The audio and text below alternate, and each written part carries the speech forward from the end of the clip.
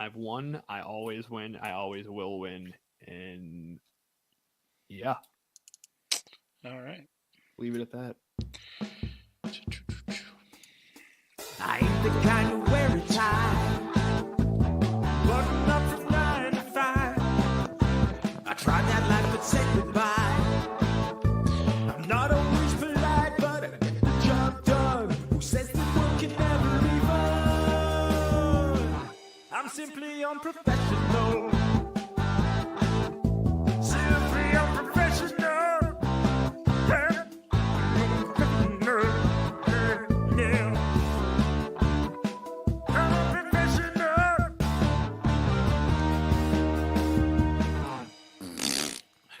Good evening, everybody. Welcome back to another episode of Simply Unprofessional. I'm your host, Webby. Joining me tonight, we got Devin. Hey, what's up? I'm Devin, and I'm totally not a bear. Totally not a bear. So, Devin, Yes. you wanted to, for the final week of our Spooktoberfest SU episodes. Well, let's tell the whole story here. Originally, we planned out 4 worst movies. Movies on the lower end of the spectrum. Yeah, we didn't specifically say let's pick 4 of the worst ones we could find. We just happened to pick 3 of those on accident. So then one was so bad, we were like, you know what? We're gonna double up this week, ignore that movie, and find another movie. So then I was like, oh well, shit, Halloween drops. Let's talk about that at the end of make that the last and final movie, even though that didn't fit the theme of the original going for. But fuck it, why not? Let's talk about Halloween because I wanted to see and talk about it anyway. Yeah. So you went to when did you see this? You went to the theater when? I saw this on last Sunday, with my mom. Last Sunday with your mom. I watched this the other day.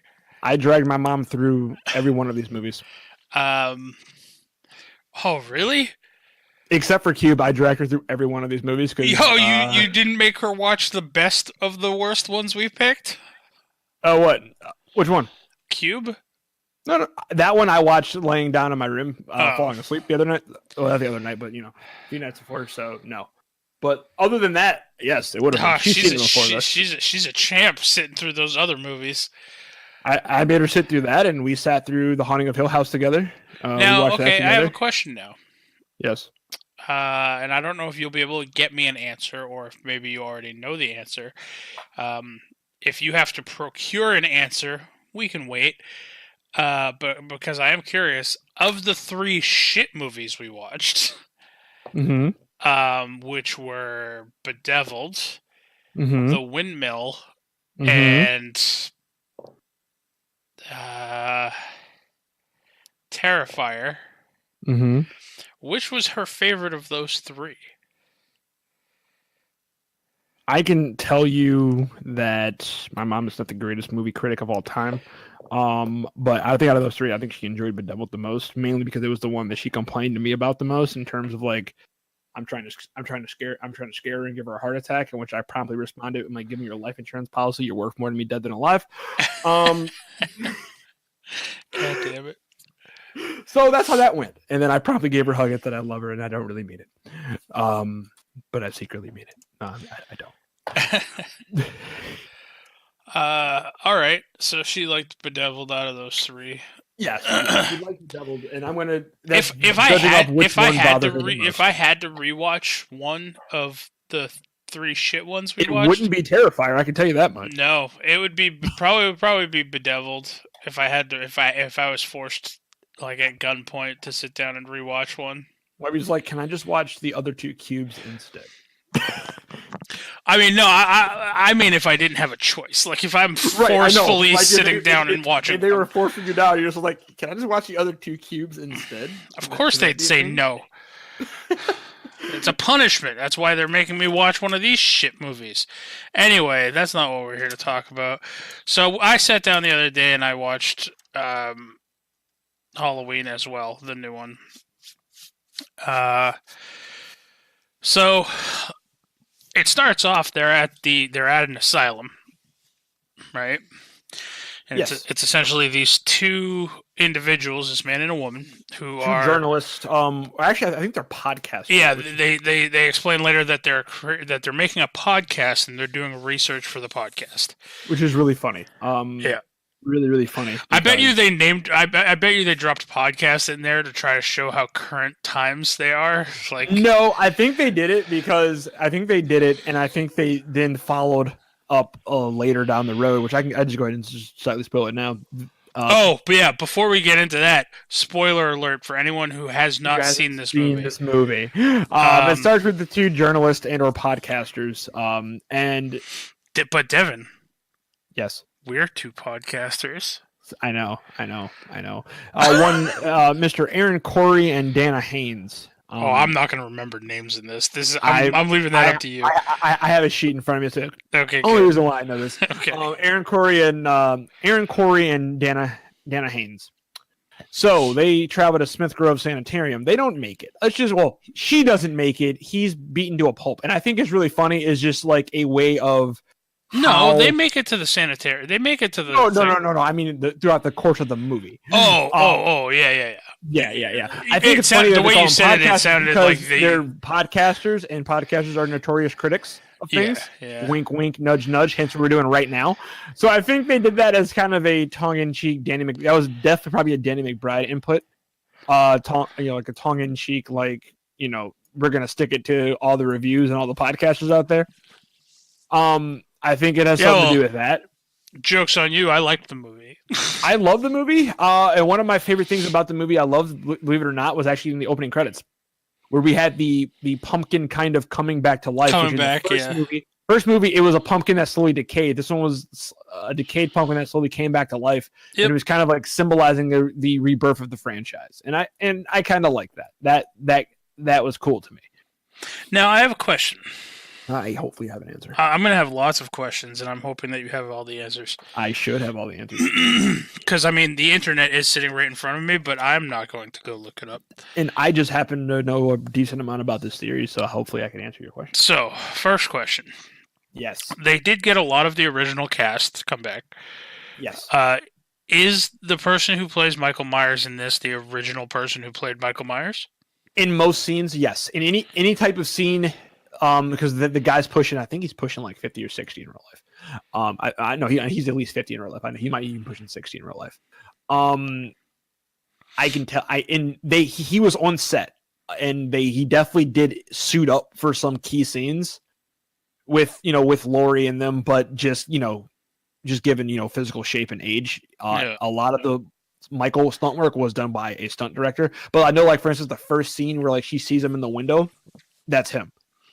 You know, and I think the guy standing there, like the close-up shots on his face standing there, that was him as well.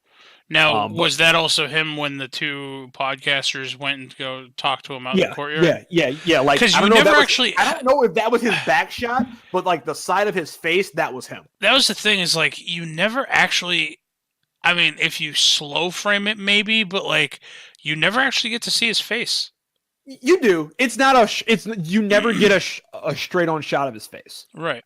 You never get that straight on shot of his face, but you definitely see the side of his face. You can see from the first movie where he got hit in the eye. He has like the droopy eye and like the scarred eye on the left side of his face. Yeah. Because in the first movie he got hit when she like hit him and pulled off his mask. You kind of saw his face for a second. Well, no, didn't she like jab a fucking coat hanger in his eye? It was yeah, and you can see that like it. And from the movie you can see. I don't know if it hit him in the eye or like hit him like right on the edge of the eye, like right toward the side of his eye. But you can see his eyes kind of droopy and messed up from there.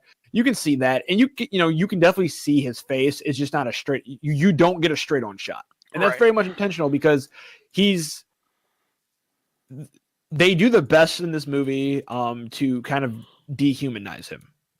In terms of the fact of like they often refer to him as it. They often refer to him as the shape, the shape. Yeah, they actually call him the shape. The shape, the evil, the boogeyman.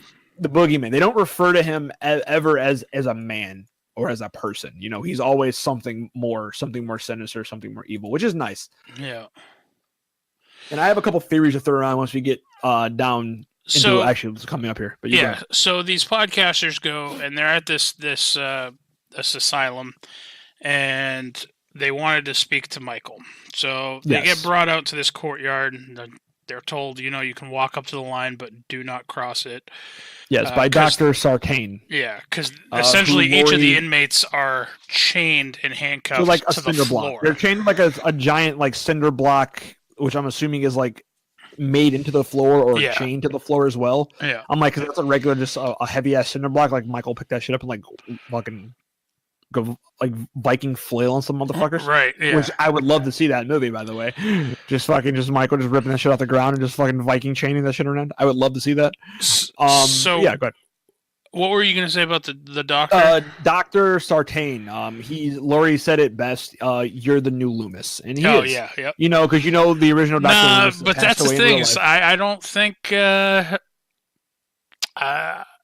based off of what happens later on, I don't picture him as the new Loomis. Like, he's trying to fit that role, but he is in terms of what Laurie and them understand and know, he is the new Loomis. He is Michael's therapist, which is what Loomis was. Right.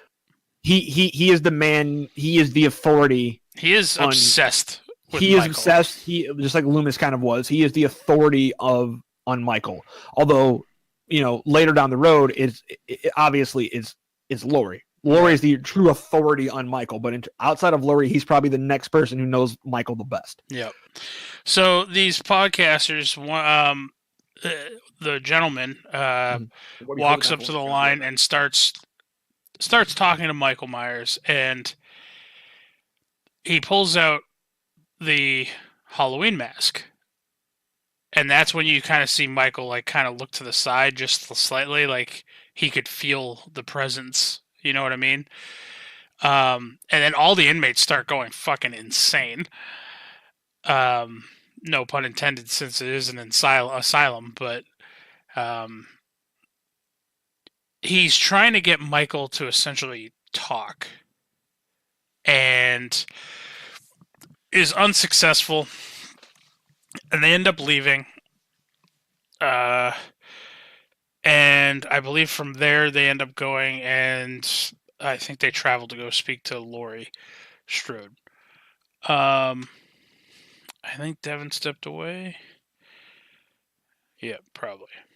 I want to say they did some bouncing around. In this movie, Laurie is a recluse, but she does have a daughter and a granddaughter. And Devin is back. I'm back. And picking up, I heard you talking about in the room. I have a theory. So the whole point of this movie, which is kind of LOL funny, is that they wanted to make Michael human again. Because if you go back to Halloween, The Curse of Michael Myers, we find out he has what's called the Curse of Thorns, which explains why he's so powerful. He can't really be killed. It made him a supernatural creature, effectively.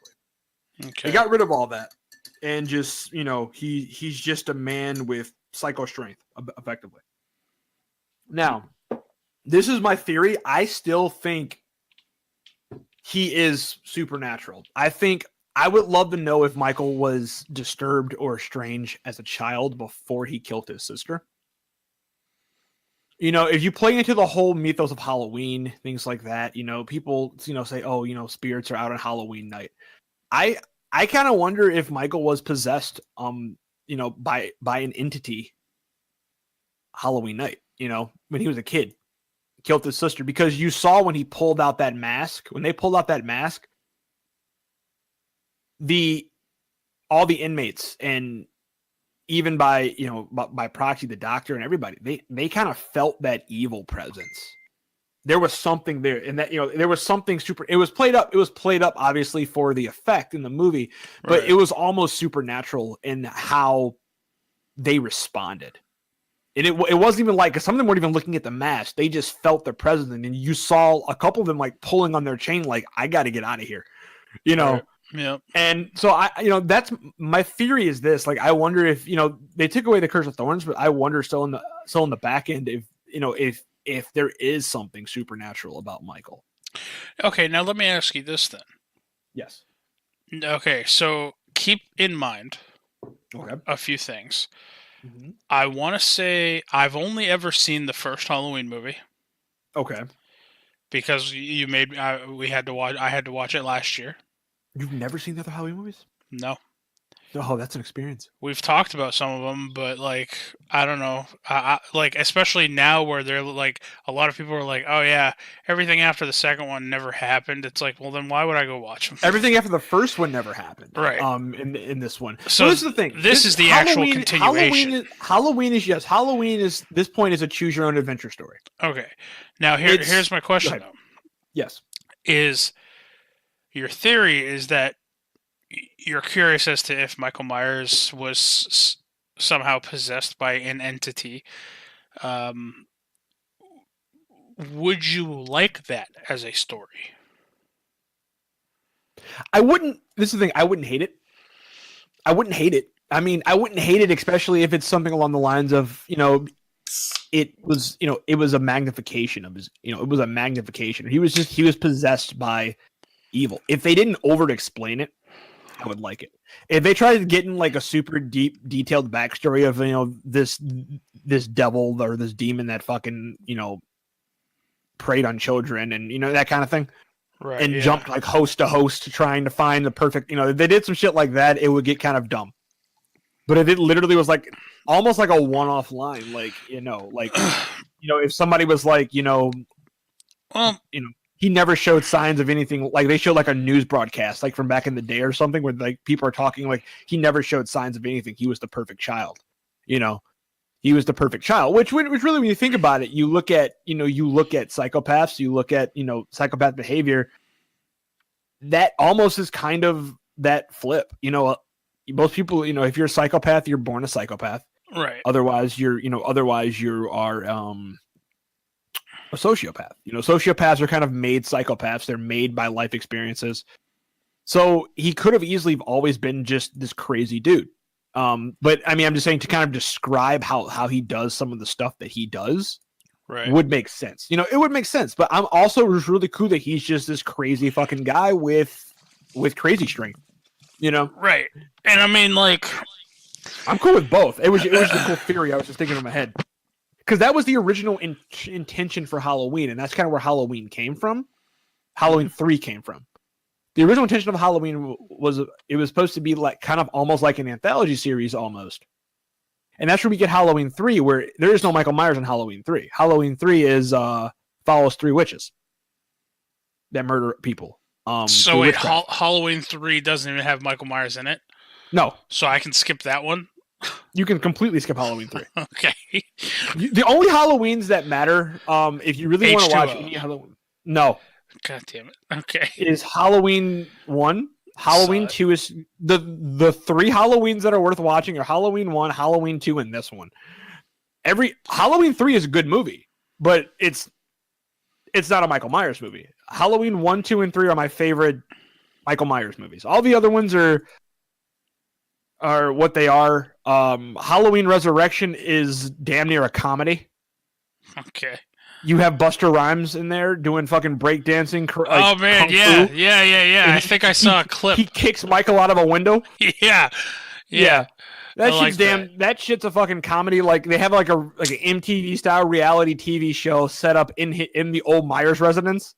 Yeah. And yeah, it's pretty dumb. It's dumb. Like it's real dumb.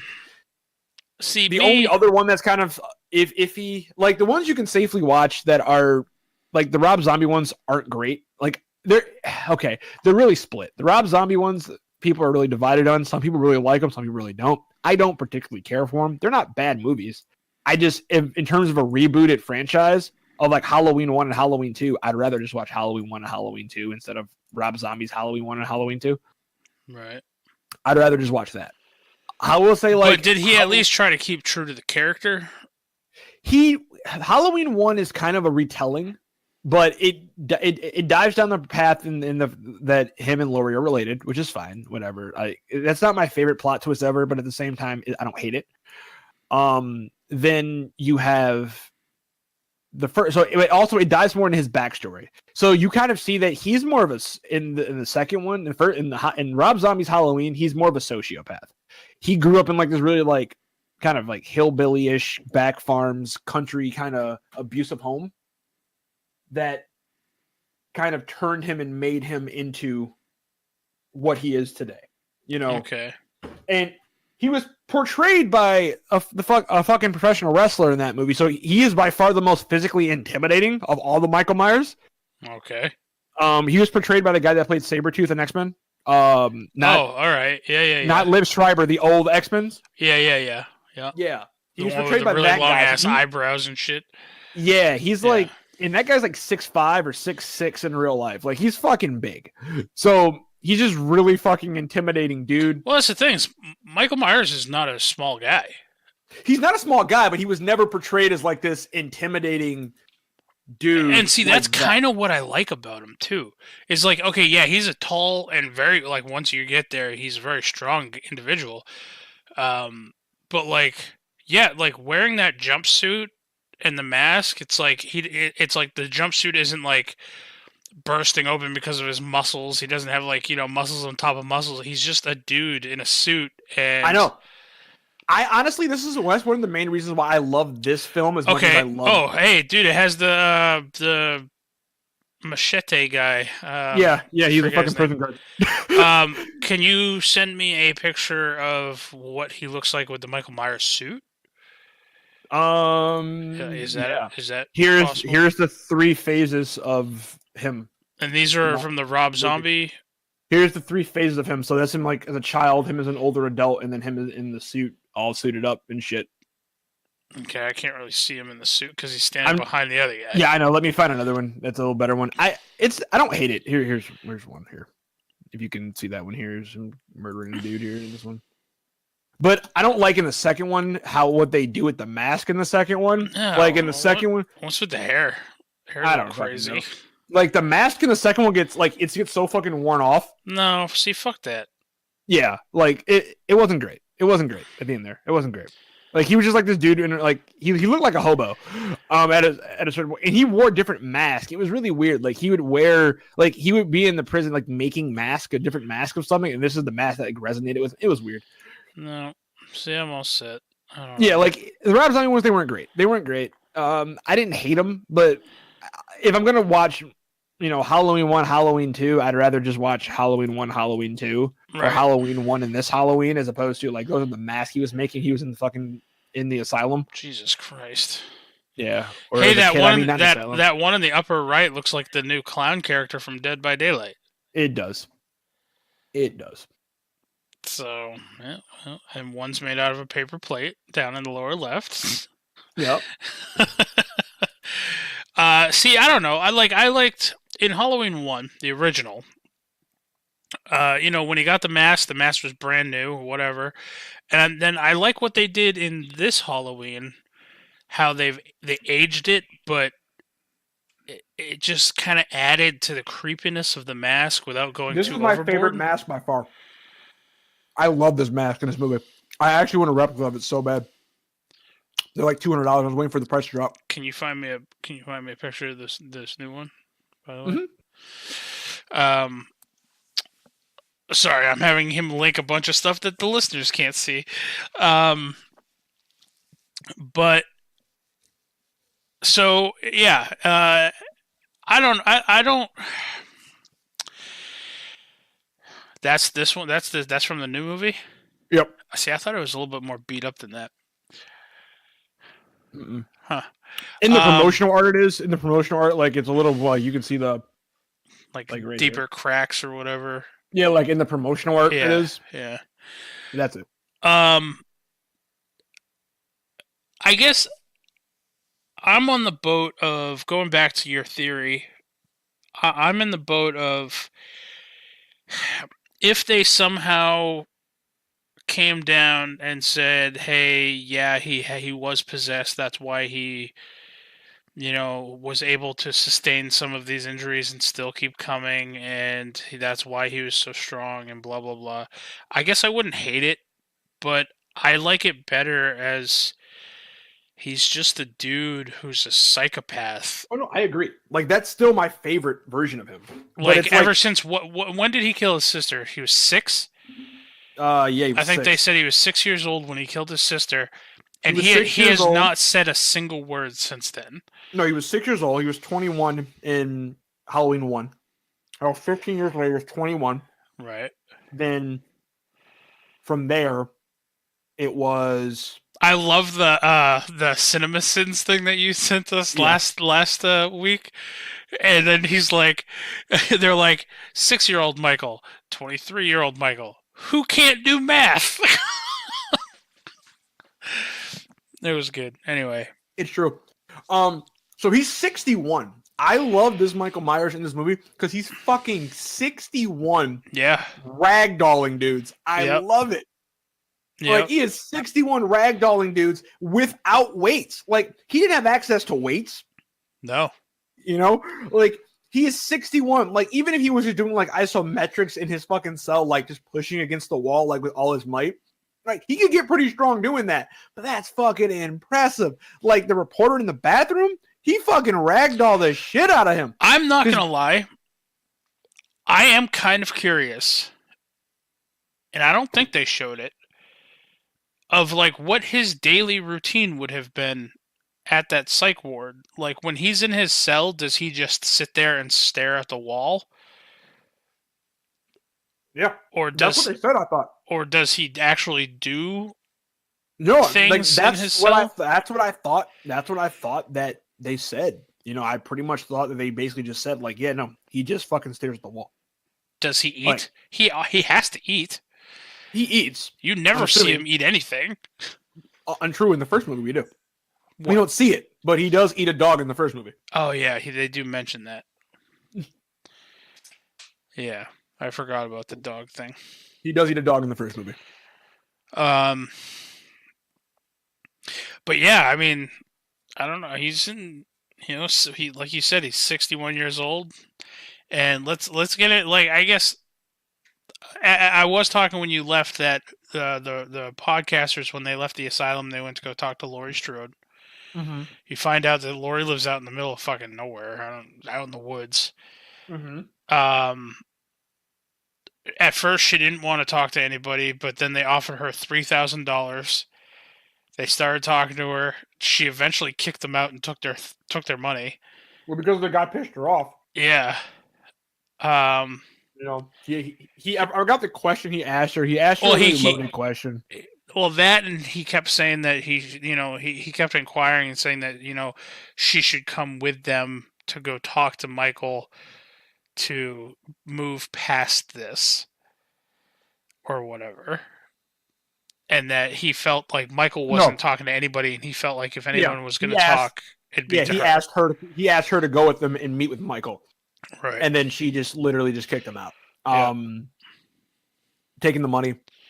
Then we cut to they did some family introductions of Laurie's daughter and granddaughter. They did. And then they asked, you know, hey, are you inviting mom to dinner tonight? Because I think the daughter's like a valedictorian or something.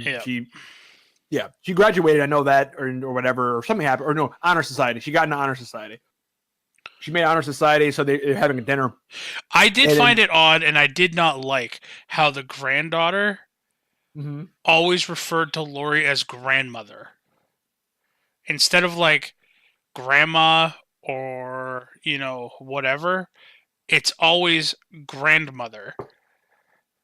Like, it's so proper. I fucking hated that. I just think it bothered me. I don't know. I think, you know what I think it was? I think it was chosen that it was, I think they did that intentionally. I think to piss me off? No. I think they did it to show, like, she doesn't really have a relationship with that part of the family. Right. So they didn't use anything that was familiar, like grams or granny. Well, that's the thing, though, is even the granddaughter wanted to, like, she cares about her grandma, but they would never let her. They would never let her, and they would never let her get close enough. Like, she would talk to her on the phone here or there, have like quick meetings with her, but there wasn't really that real sense of like familiarity. Right, and we find out that's because of the Laurie's daughter. That's because of the daughter, way she grew up. It's a few things. The way she grew up, she stays away from Laurie. You know, she basically was raised to fight constantly. She was raised to protect herself against Michael Myers. Yeah, a very specific threat. It's one of my favorite lines in the movie. Laurie says, "You know, if your mother hates me, if your mother hates you for the rest of her life," I forgot how it goes. It's like, if your mother hates you for the rest of her life, because I taught her how to protect herself, From him. from a threat. Even if she is like, I taught your mother how to protect herself from a threat. Even if she hates me the rest of her life, if she can protect herself, I'm okay with that. Yeah. It was something along those lines. I know I'm misquoting it, Right, but it was something along those lines, and it was a really powerful line. She was like, I don't care if it basically said, I don't care if I'm destroying my relationship with my family or anybody else. I feel better knowing she has the tools she needs to protect herself and her family if the time comes. Right. And that really showed out because, we find out later that, Lori she's agoraphobic. She doesn't like to go out the house. And which is also adds to it. She doesn't really ever go out. We see she's alcoholic, in this. So like she has her own slew of issues, it's a woman going through trauma. That's what it was. She is a woman who went through trauma, who never properly dealt with it in terms of like, she never got the help she needed in counseling to really talk through the trauma. Right. And she knew that the person, she also knew that the person that, caused her trauma is still alive and still out there. And she knew very much all along that he could get out. Like, it wasn't one of those things where like, she, in the back of her mind, she always thought of that day. She prepared specifically because she knew Michael would get out. He would find a way, and she even says, she says later in the movie, because, when Michael, spoiler alert, Michael breaks out. No. Wouldn't be a fucking movie if he did, right? If he didn't. But, you find out that she's like, I've been praying for him to break out every day. Every day since the night that happened. They're like, why would you do that? It's like, so I can kill him. Yep. Because in her own mind, I don't think she could be at peace knowing he lives. Right. She's incapable of moving on knowing he still lives. Yep. So you have that. And speaking of him breaking out, that night of the night of the dinner is the prison transport. Yeah. So you have this prison transport. And Lori went there and watched the bus leave. She went and watched it. She went there. She watched it. She kind of like had a loaded gun. She watched everybody get loaded on she's sitting far off, but she's watching them load up on the bus. She kind of has like her one last cry moment. Like, he's being transported to like maximum security, like never see the light of day kind of thing. Like he's just basically going to be locked in a cell until he dies. That's basically what it's going to be. I don't even think there's going to be therapy there. I think it literally is like he was there. But do we really feel like his therapy sessions have had a major breakthrough? Well, no, that's the thing. And that's exactly what it is. They're like, he's been here for 40 years with no improvement. Therapy is not going to work with him. So I think they're just moving into a maximum security prison now, like a maximum security facility where it's like, we're not going to try to rehabilitate you. We're not going to try to work through this. We're just going to lock you up. Yep. That kind of thing. We can't kill you because you got off from the insanity plea, effectively. And that's kind of what's implied. I don't know if that particular city or that county has the death penalty or not, but even if they did, like, let's be honest, that's how Michael escaped jail. It's probably through the insanity plea. Man, to be the lawyer who tried to defend Michael Myers. I mean, that's one of those ones you walk in like, he's insane. And then they're just like, all right, take it at face value or don't. All right. Yep. Like, that's one of those things. Or like, you just get like, you get a boycott of public defenders. Like, and that's one of those things you would literally have to have someone defend him, because if every public defender decided not to defend him, he would literally get a mistrial. Yeah. And he would walk. It's like, so it's one of those things. That's why I don't even know if it went to court. I literally think it was just like, you were arrested. This is court mandated at this point. It's court mandated therapy, indefinitely, basically. Right. Now that's kind of what it was. This brings me to my first question, which is going to lead into another question. So I don't want to. Second question, but okay. Yeah. First question is, how many people did he kill in the first movie? What was his body count? I think it's 4. Or 5. 5. Okay. He got 5 people. If I'm not Including his mistaken, sister? including his sister, he killed 5 people total. Okay. All right. In this movie, he No, fucking, I don't like, want tripled it. to. I don't want to hear that yet. We're gonna talk about some of the kills and whatnot, and then we're gonna answer if you can look up specifically what his body count was in this movie. We'll answer that in a little bit. Mm-hmm. Okay. So he does break out.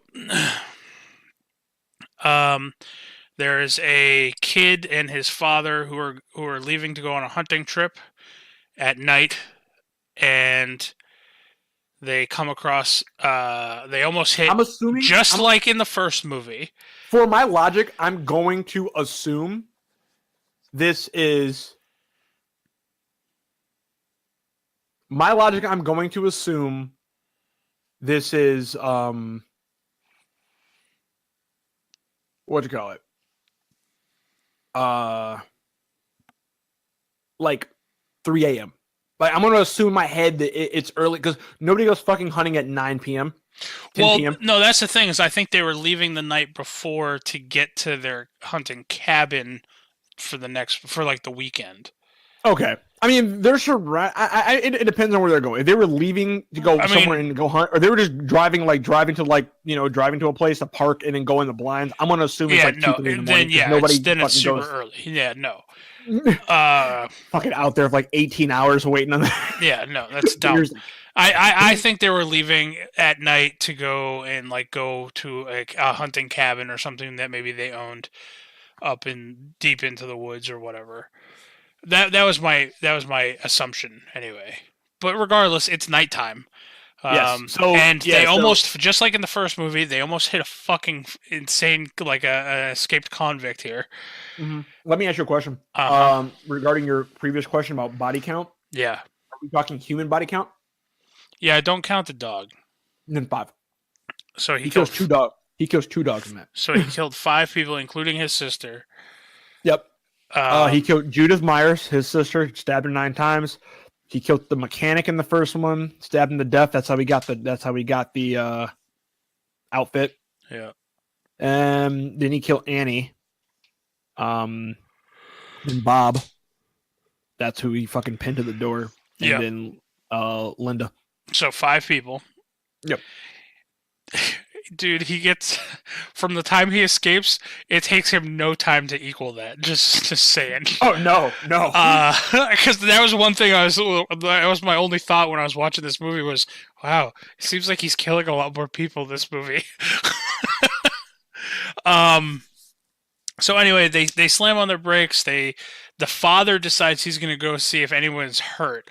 You have a bunch of people wearing all white who are handcuffed and just wandering around outside, and you have what looks like an obvious prison transport down in a ditch. Yeah, instead of calling the police, why not just get out and check yourself, dumbass? Spoiler alert, that's the last time we hear from that father. You don't even hear screams. No. And then the son gets out with a gun, a rifle, and he's going to go look for his dad. He does call the cops.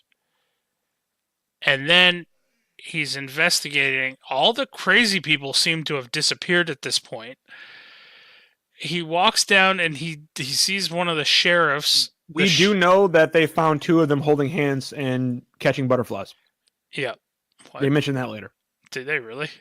Yeah, when the black guy in the cowboy hat walked in. Oh. And he was talking. He's like, yeah, it was like we found 2 of them holding hands, frolicking in the fields, catching butterflies. Oh, Jesus.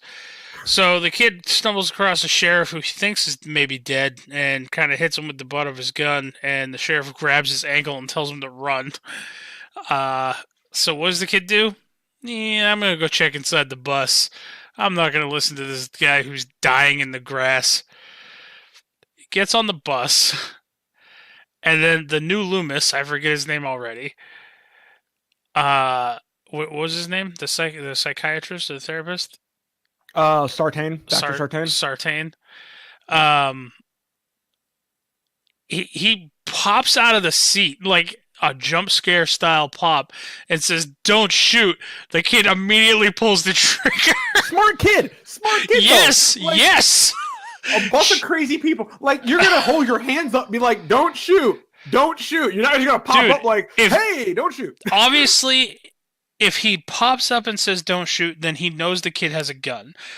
If somebody walks onto the bus with a gun, you don't pop up like that. You raise your hand slowly above your head, hands and you start first, saying don't and you shoot start you saying pop don't. out. Exactly. This guy literally, like whack-a-mole, pops up above the seat, says don't shoot. The kid fucking pulls the trigger, shoots him in the shoulder, and then immediately runs off the bus. Smart kid. Smart kid. He's the second smartest kid in this movie. Yes. I'll agree to that. That black kid is the funniest Yes, kid. I agree to that too. I love him so much. He fucking made the movie. I should be in the bed, but I'm sitting there clipping my nasty ass toenails. Clipping my nasty ass toenails. So the kid jumps into the car, and he's gonna take off, but then Michael Myers is in the back seat and starts just hitting the kid's head up against the window and kills the kid. I'm gonna guess this kid was like early teens, early to mid-teens. I don't think he was driver's license worthy, but he had the know-how to drive. You know what? I mean, so judging by the fact that he's a hunter, I'm assuming depending on where they were in the facility, and it was like woods. Hold on, and it was woods all around them. Like, he's not really a hunter, but I mean, his dad's a hunter, and they look kind of like he probably grew up on a farm. So Right. I want to say he was probably like in the 14 range. He's probably driven a tractor, so he knows the mechanics of driving a car. I mean, he's probably driven. If he's anything like me, so I grew up in the woods too, and like I've driven pretty much anything with wheels at this point.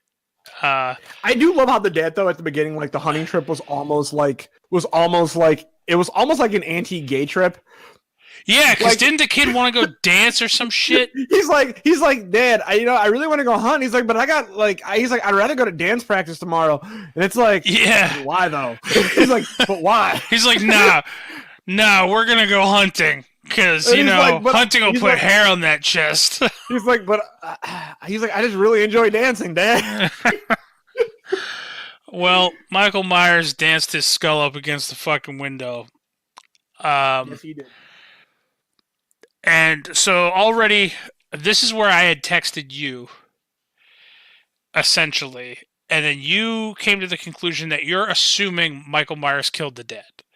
Mm-hmm. I'm 98% sure that I'm with you on that. I'm 99% sure Michael killed every one of those guards. Oh, I mean, well, maybe.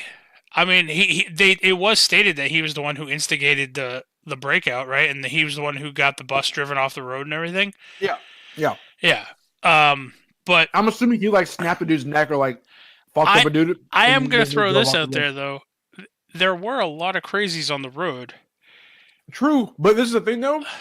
Most of the other crazies that even like when you go back to the prison or like being portrayed, other people that were there, and people they look really nonviolent. I don't know that one with the umbrella, dude. He looked like he looked like he had fucking like wannabe penguin from Batman. Yeah, he looked like he had murder in his heart. I'm just saying, maybe there is a 2% chance that I feel like the dad could have been killed by Umbrella Man. I don't know, man. I don't know. I'm just saying. Like his neck was like his head was bent on a neck, and his spine was still straight. It was fucked up. Yeah. Like he caved his neck in. And I'm like, that's not good. Well, we never see the dad. He kills the son. That's no, definitely no. We see the dad. No, when? Mm-hmm. The dad is propped up against the opening of the bus. I thought that was another guard. Well, that was his dad. He didn't say shit about that then, did he? Didn't he just walk right by him? Dad is like dad neck broken. I'm looking at that was definitely the dad.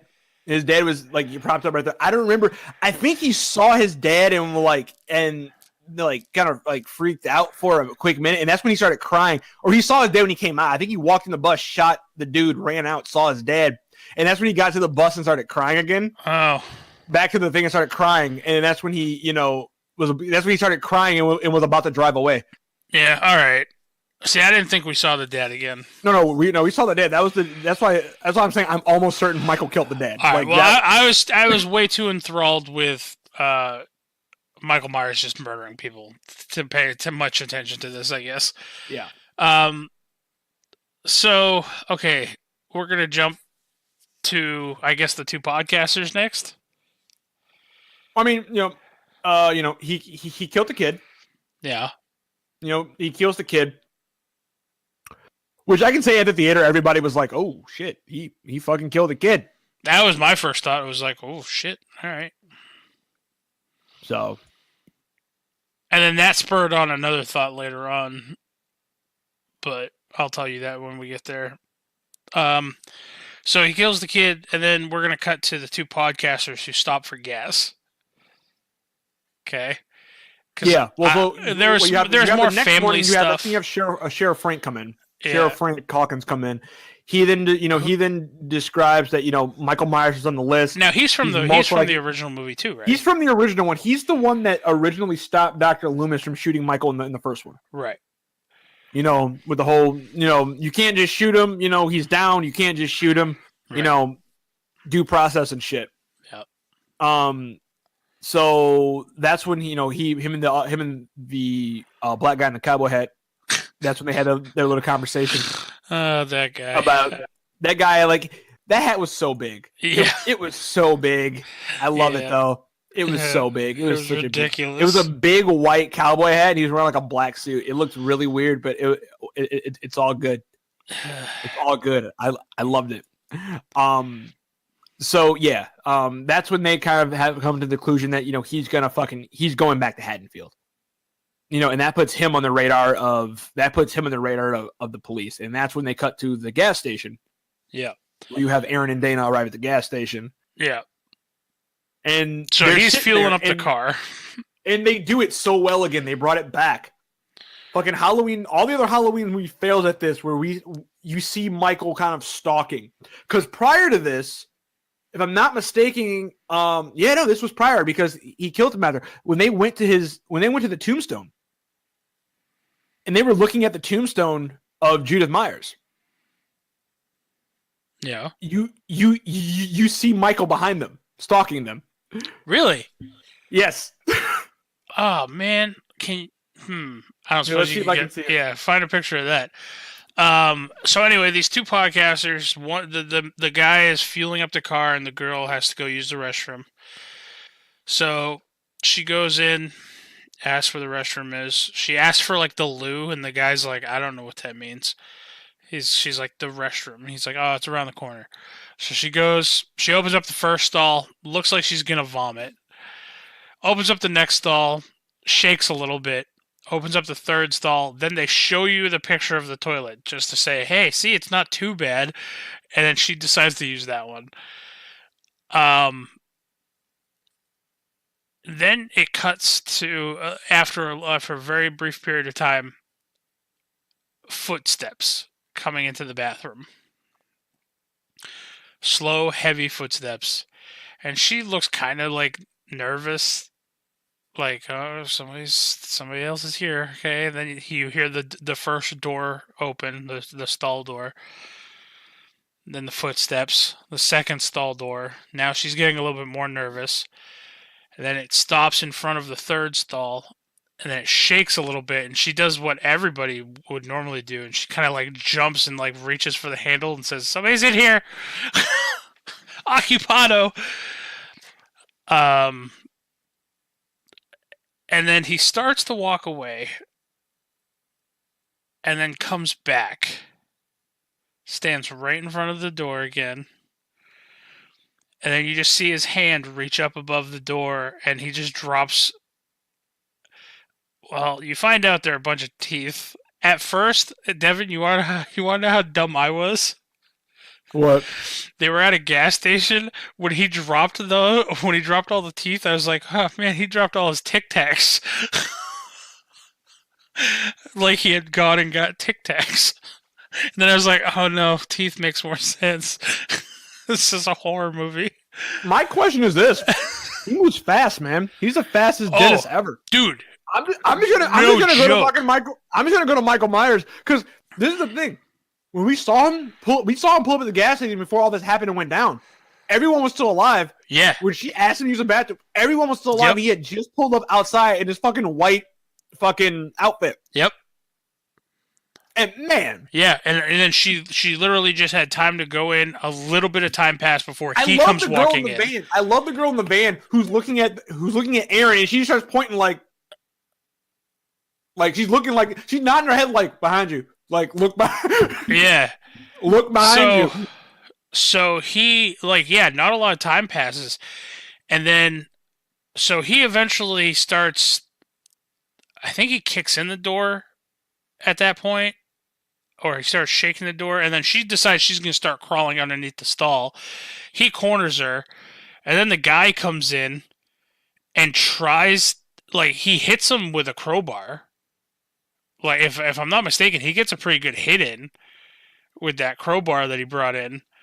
But then Michael just grabs him and starts driving his head into the bathroom stalls and then into the wall. And, he just literally bludgeons the guy to death with his bare hands. And then he kills the girl. And then we find out when the guy goes to go look for the girl, that he already killed the gas station attendant and the mechanic on duty to steal the blue jumpsuit from the mechanic. Yep. So Webby, if you go back to where you watched it at, go to about 3350 and you can watch it there. Okay, I'll do. We actually see it from his. We see it from his point of view. There's the two reporters talking to the black curator of the cemetery, and we just see a hand pressed up against a tree, overlooking the tombstone in them. Yep. And this is actually on Halloween Day. Yeah. So I really wonder if he went to go steal the tombstone, because that's one of the things he always tries to steal Judith's tombstone, but he saw them there. Well, okay, now because I haven't seen the other movies, is this an ongoing thing that he tries to steal this tombstone, or was it just an opportune he's obsessed obviously with his sister, and in the first one he stole? I remember. I think in one more movie he does fucking do it. I think we have seen him one arming his fucking tombstone, Jesus. carrying this shit. Man, all right, he's a beast. It's 1,000-pound tombstone. If I'm not mistaken, he one arms that shit down a hallway. So by the time we reach this gas station, the end of this gas station scene, he's killed 6 people in this movie. He's killed the father, the son, the gas station attendant, the mechanic, and both podcasters. He's already beaten the body count of the first Halloween movie. Actually, it's 7. If he killed the guard, it's 7. That guard... Okay, first off, that guard might still be alive. He just told the kid to run, and then he just laid his head back down in the grass. He might just be trying to sleep it off. Mm-hmm. Okay. We don't see him die. You can't add that to the body count. We don't see Aaron die either. I mean... I'm assuming he does die, but we don't see him die, because we don't see him alive either. Yeah, I mean, true.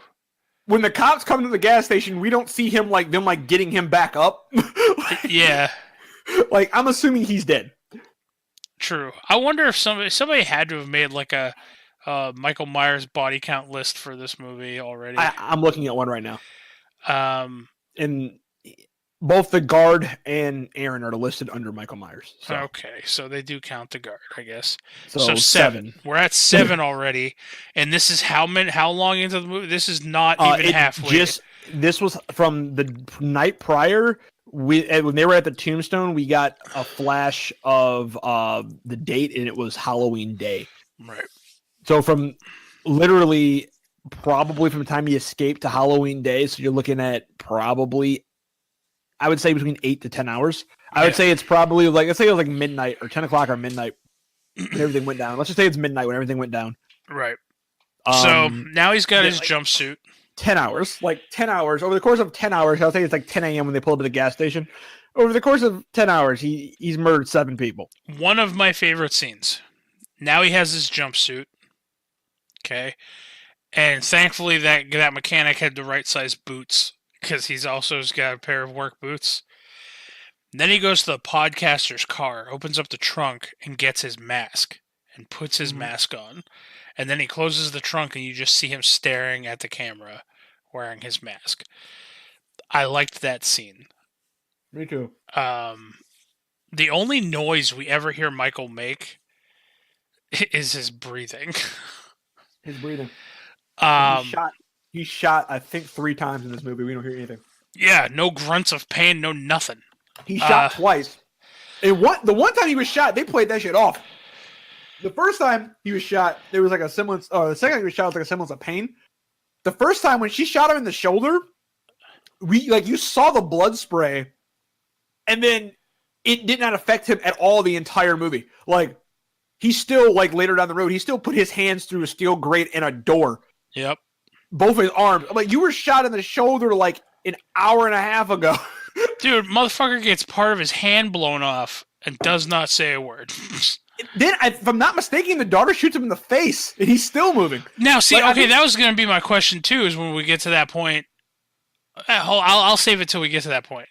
I'm pretty sure she shoots him, like, in the cheek. I love that whole scene. That really got me going. That seems great. So he gets his mask. Now we cut to. We're gonna jump ahead a little bit more because I'm sticking with Michael Myers. I will say there are a lot of excess scenes where it's a lot of like building of characters, telling of what Laurie's been up to, her daughter, her granddaughter. Just real quick, Laurie finds out about the crash. And then she breaks into her daughter's house to demonstrate the lack of security. Yeah. You have like the daughter come home and she's like, "Hello, anybody here?" Bang, you're dead. See how then, easy that was? Walks in from the back. Like, I love the double jump scare. Like, it was a setup. So like you walk in, her husband like walks in, and like it cuts quick to him, and it's not really a jump. It's like a half jump scare. It's like, oh, okay, it's the husband. He's like, "Oh, sorry, I was outside cutting wood," and then you just hear this bang, you're dead, and then there's a quick cut, and the mom's like up like. Leaning down the stairs with finger pistols. Well, no, she had a gun. You're right. Yeah, she did. Yeah, she did. She's like, "Bang, you're dead." Yeah, and then she's like, he got out. He broke out. He's coming. Da da da. She's like, "You have no security system, Karen." And then that's when the husband's like, "Put the gun down. Put the gun down." Yeah. You know what? So I'm not one for like the alpha beta debate, but you know who wore the pants in that family. Yeah. That guy was. Yeah. He was dumb. He died dumb. Yep. We'll get to him. He's. How did you put it in Bedeviled? Like stupid white bitch dumb. Yeah, there you go. Yeah, that's him in this movie. White bitch dumb. Yep. In horror movies. So and I'm not saying that to be offensive to all you dumb white bitches out there. But if he was, all he's saying is if you were in a horror movie, you'd die first. Look.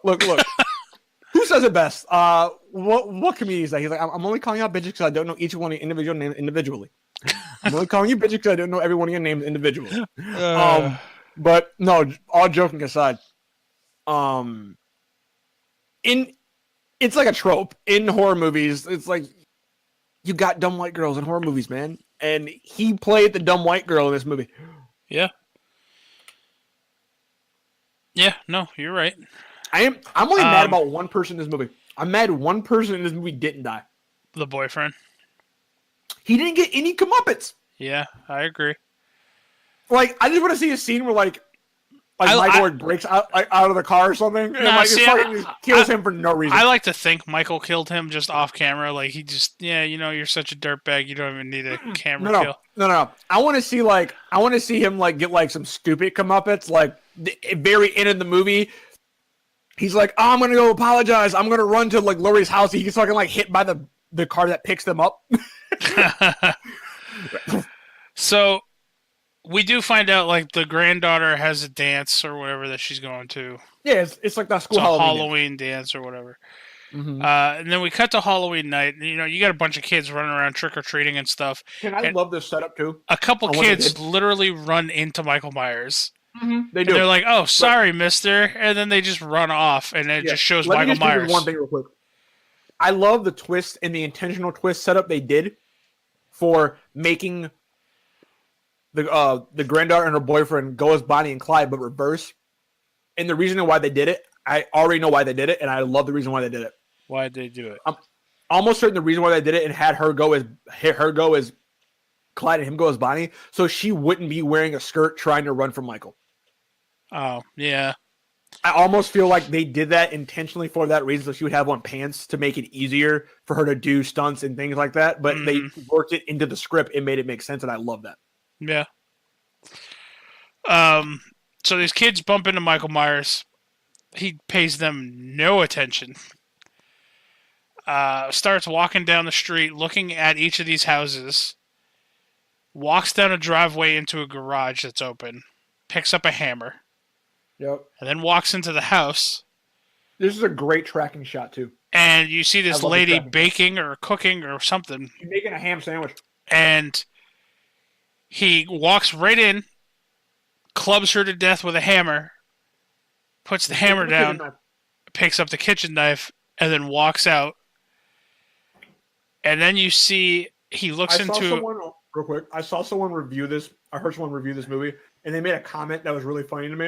Mm-hmm. He's like, it almost felt like a video game, like he was upgrading weapons as he went along. Yep. But I mean, once he gets his kitchen knife, he doesn't need any other weapon. That is his go-to. Old hat. That's old hat. That's his.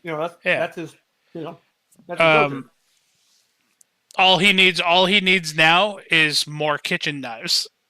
That's all. I would love to see Michael Myers like I would almost love to see that in like not a spoof spinoff, but I would have loved to see it was one time, like to show Michael Myers isn't like actually is like quite intelligent and does cool things. Like it's really funny. Like Laurie like shoots him or something like one or two times. Like he pulls off, and next time you see him fucking come back, he has like a bandolier of kitchen knives.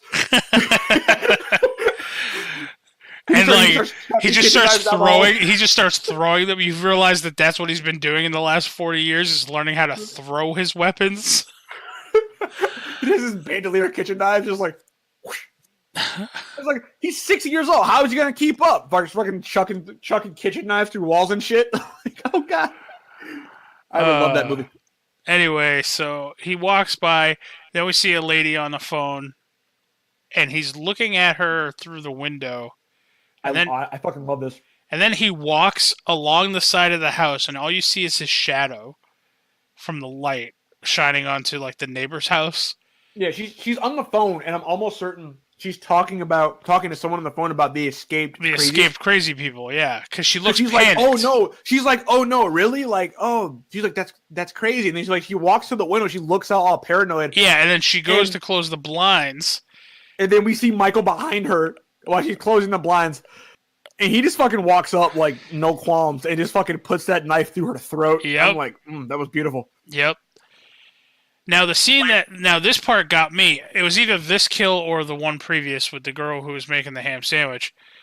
As soon as he kills her, you hear a baby crying, and it shows him walking through the house to leave. Previous one. It was the older lady with the which got. And he stops at the crib and looks down at the crib for a moment, and then just walks away. It was at that moment I was like, dude, he killed the kid at the beginning of this. Is he going to kill a baby? They're not going to show that shit. And then he walked away. And a little Easter egg about that, I found out it was never supposed to be a baby there. Really? Nope. What happened was it was supposed to be a sleeping man on the couch, and he wasn't actually going to kill the man either. It was supposed to be like the woman's husband asleep on the couch, and he was just going to look at the man for a moment and then walk out the door. He was never going to actually kill him either. Right. But just kind of show the randomness that is Michael Myers. Like he kills when he wants to and like what he wants to. Right. Yeah. And it's kind of funny. The extra that was supposed to play the old man never showed up for work. So they just threw a crib in there and then threw in baby sound effects. Baby sound effects, yeah. Yeah.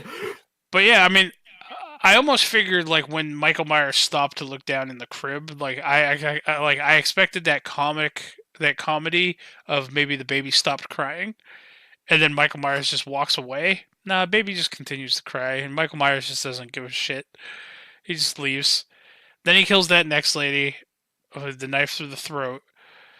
So Well, now we're up to that what? kill 7, is so 8, brutal. 9. We're up to That 9 kill is people. probably the most brutal kill of all the kills Right through in the the throat. Halloween, like prior. Well, no, because it's not even the throat. Like first he grabs her hair, she screams, he like slams her face against the glass, Yeah. and then puts a knife in her throat, and it's just like, damn. Yeah. All right. So now we're up to 9 people. Right. I 7. think so. And then 8, 9. Yep. Now let's talk about. I don't even care Our if this is in favorite character. order. Yeah, I don't even care if this is in order. Why don't It you is- talk about the it is in order. babysitting scene a little bit? It is in order. It's in order. All right. You know, because the one, the granddaughter's friends that we saw in the beginning that we didn't talk about, they're dating or something. Her two friends are dating, or they're like, you know, they're fuck buddies or whatever they are. But she has to babysit the night of the party, so she couldn't go to the party. So she's babysitting. So she So, like- invites the granddaughter and a bunch of people over After to the party. how did she word it though? And the kid called her out on it. I forgot what the term Yeah. she used. I forget too. He's like, so you're gonna have friends over to have sex and smoke weed? Yeah, He's like, because "This she is called ridiculous. it something else. I should already be in bed. I'm here clipping my nasty ass toenail. Yep. You're the worst babysitter ever. I'm gonna tell my mom on you. I'm gonna tell your mom about your browser history. You better not.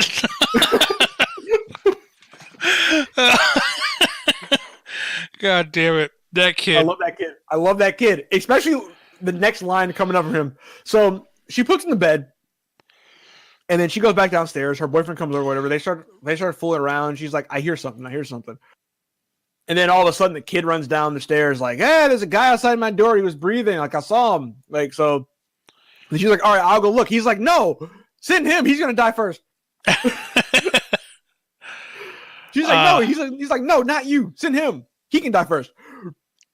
So then he's like, I'll take care of you. So she takes him back upstairs, puts him in the bed. And the boyfriend goes outside and starts a motorcycle? Well, he goes outside for a cigarette or weed or something, and he doesn't want to have the smoke in the house. So he goes outside to smoke. And then he's smoking outside on the porch, and he sees the motorcycle. He's like, oh, shit. And then he goes to the motorcycle and then fucking starts like fucking around with the motorcycle. Yeah, and then he like revs it up, and then he stalls it or whatever, and then he he revs it up, and then he gets off. And when he gets off, he kicks the kickstand when he's getting off by accident. No, Knocks it it wasn't. over. He was just an idiot. Yeah. I'm just chalking it up to that. Yeah. But she So goes then- upstairs and she checks the room and she starts having a conversation about Mister, you're not supposed to be in here. Can you please leave? And then she jump scares the boy. Yes. But then, But then, you know, they have like a tender babysitter moment, all that other shit. Well, then they're walking and then she's about to leave. He's like, oh, can you close the closet door? She's like, yeah. So she goes to the closet door. She pushes it. It doesn't close. She's like, okay. She pushes it a little harder. It doesn't close. Then she opens the door and then there's Michael with the knife. And right when she opens the door, like, you know, Michael raises the knife slowly and goes to stab her.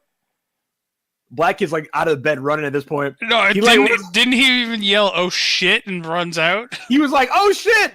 He's like, "Hell no, hell!" And he ran out the door.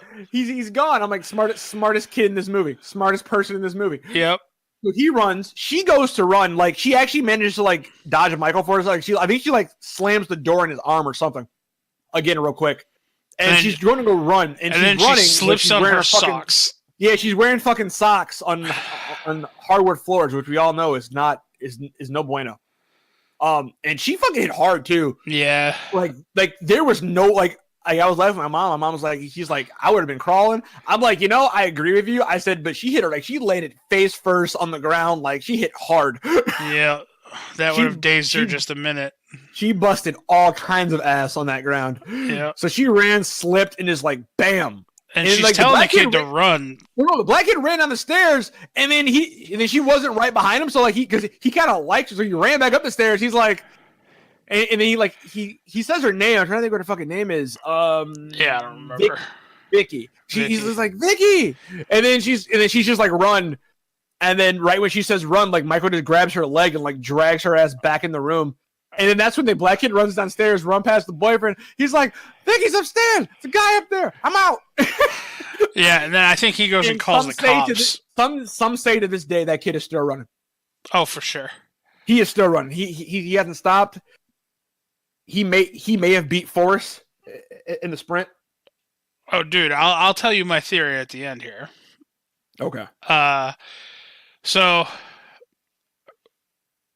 we don't find out. We don't find out until the cops show up, because the cops are called, but then Lori comes out. We see the boyfriend. He grabs a kitchen knife. Right. And then he goes like he's like, I'm sick of this shit. And then he goes to go see what's going on. And then I think we see him get killed right then and there, don't we? I don't remember. Okay, I might have been texting you, because I texted you while watching this movie. Yeah. I don't remember seeing him. He gets stabbed in the face and pinned to the door. It's not on screen, but we see him when they come. When the cops come in. Right. So when the cops show up, you see Lori, like the cop is up in the house. He's investigating. He sees the dead boyfriend pinned to the door. He goes upstairs and he sees the ghost sheet over the girl. Right, because Michael Myers has a sense of humor. Mm-hmm. Lori's outside with a gun, and she sees Michael up in a room, so she just fires.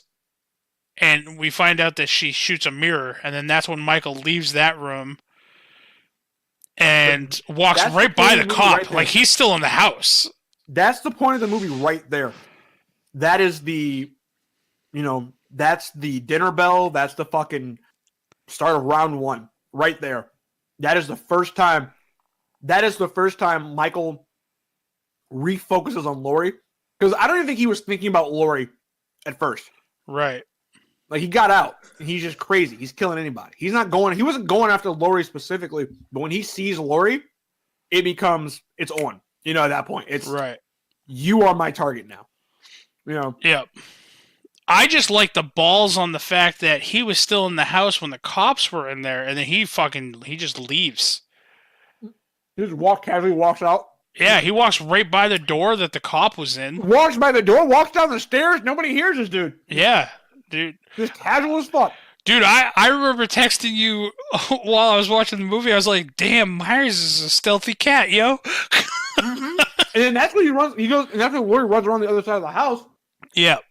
And she fucking shoots him in the shoulder. Yep. And it does nothing. It does nothing. It just like you see a little bit of blood spray, and he just like, and then he just kind of steps behind a bush, and that's it. You see him like jerk for a second, like you see, like he registers the bullet, and then he just walks away. Yeah. And his shoulder's fine for the rest of the movie. Oh yeah. There's nothing wrong with Michael. Nope. So then there's some interaction between Lori and the cop and the new Loomis. And then Sartain. Yeah. And then I think her name's Allison is the granddaughter, right? Yeah. That's when this happens. This is what that's when this happens. Lori meets up with the sheriff.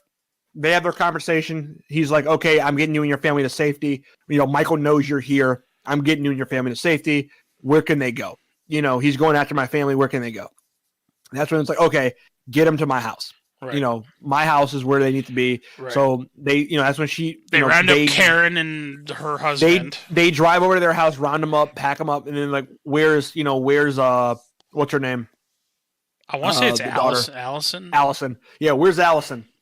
Is either Allison or is Allison is Allison the daughter's name? No, I think Karen is the daughter. Yeah, Allison. Yep. Oh, weird. Allison. Yep. Yeah. So Allison is the daughter. So he's like, "Where's Allison?" Like, "Oh, she has a dance tonight." It's like, "Well, get her home right now." And then right around this time is when they were. She saw her boyfriend getting drunk and cheating, and apparently this is something that's happened before. Like, he's a nice guy, but then when he gets drunk, like, all bets are off. Right.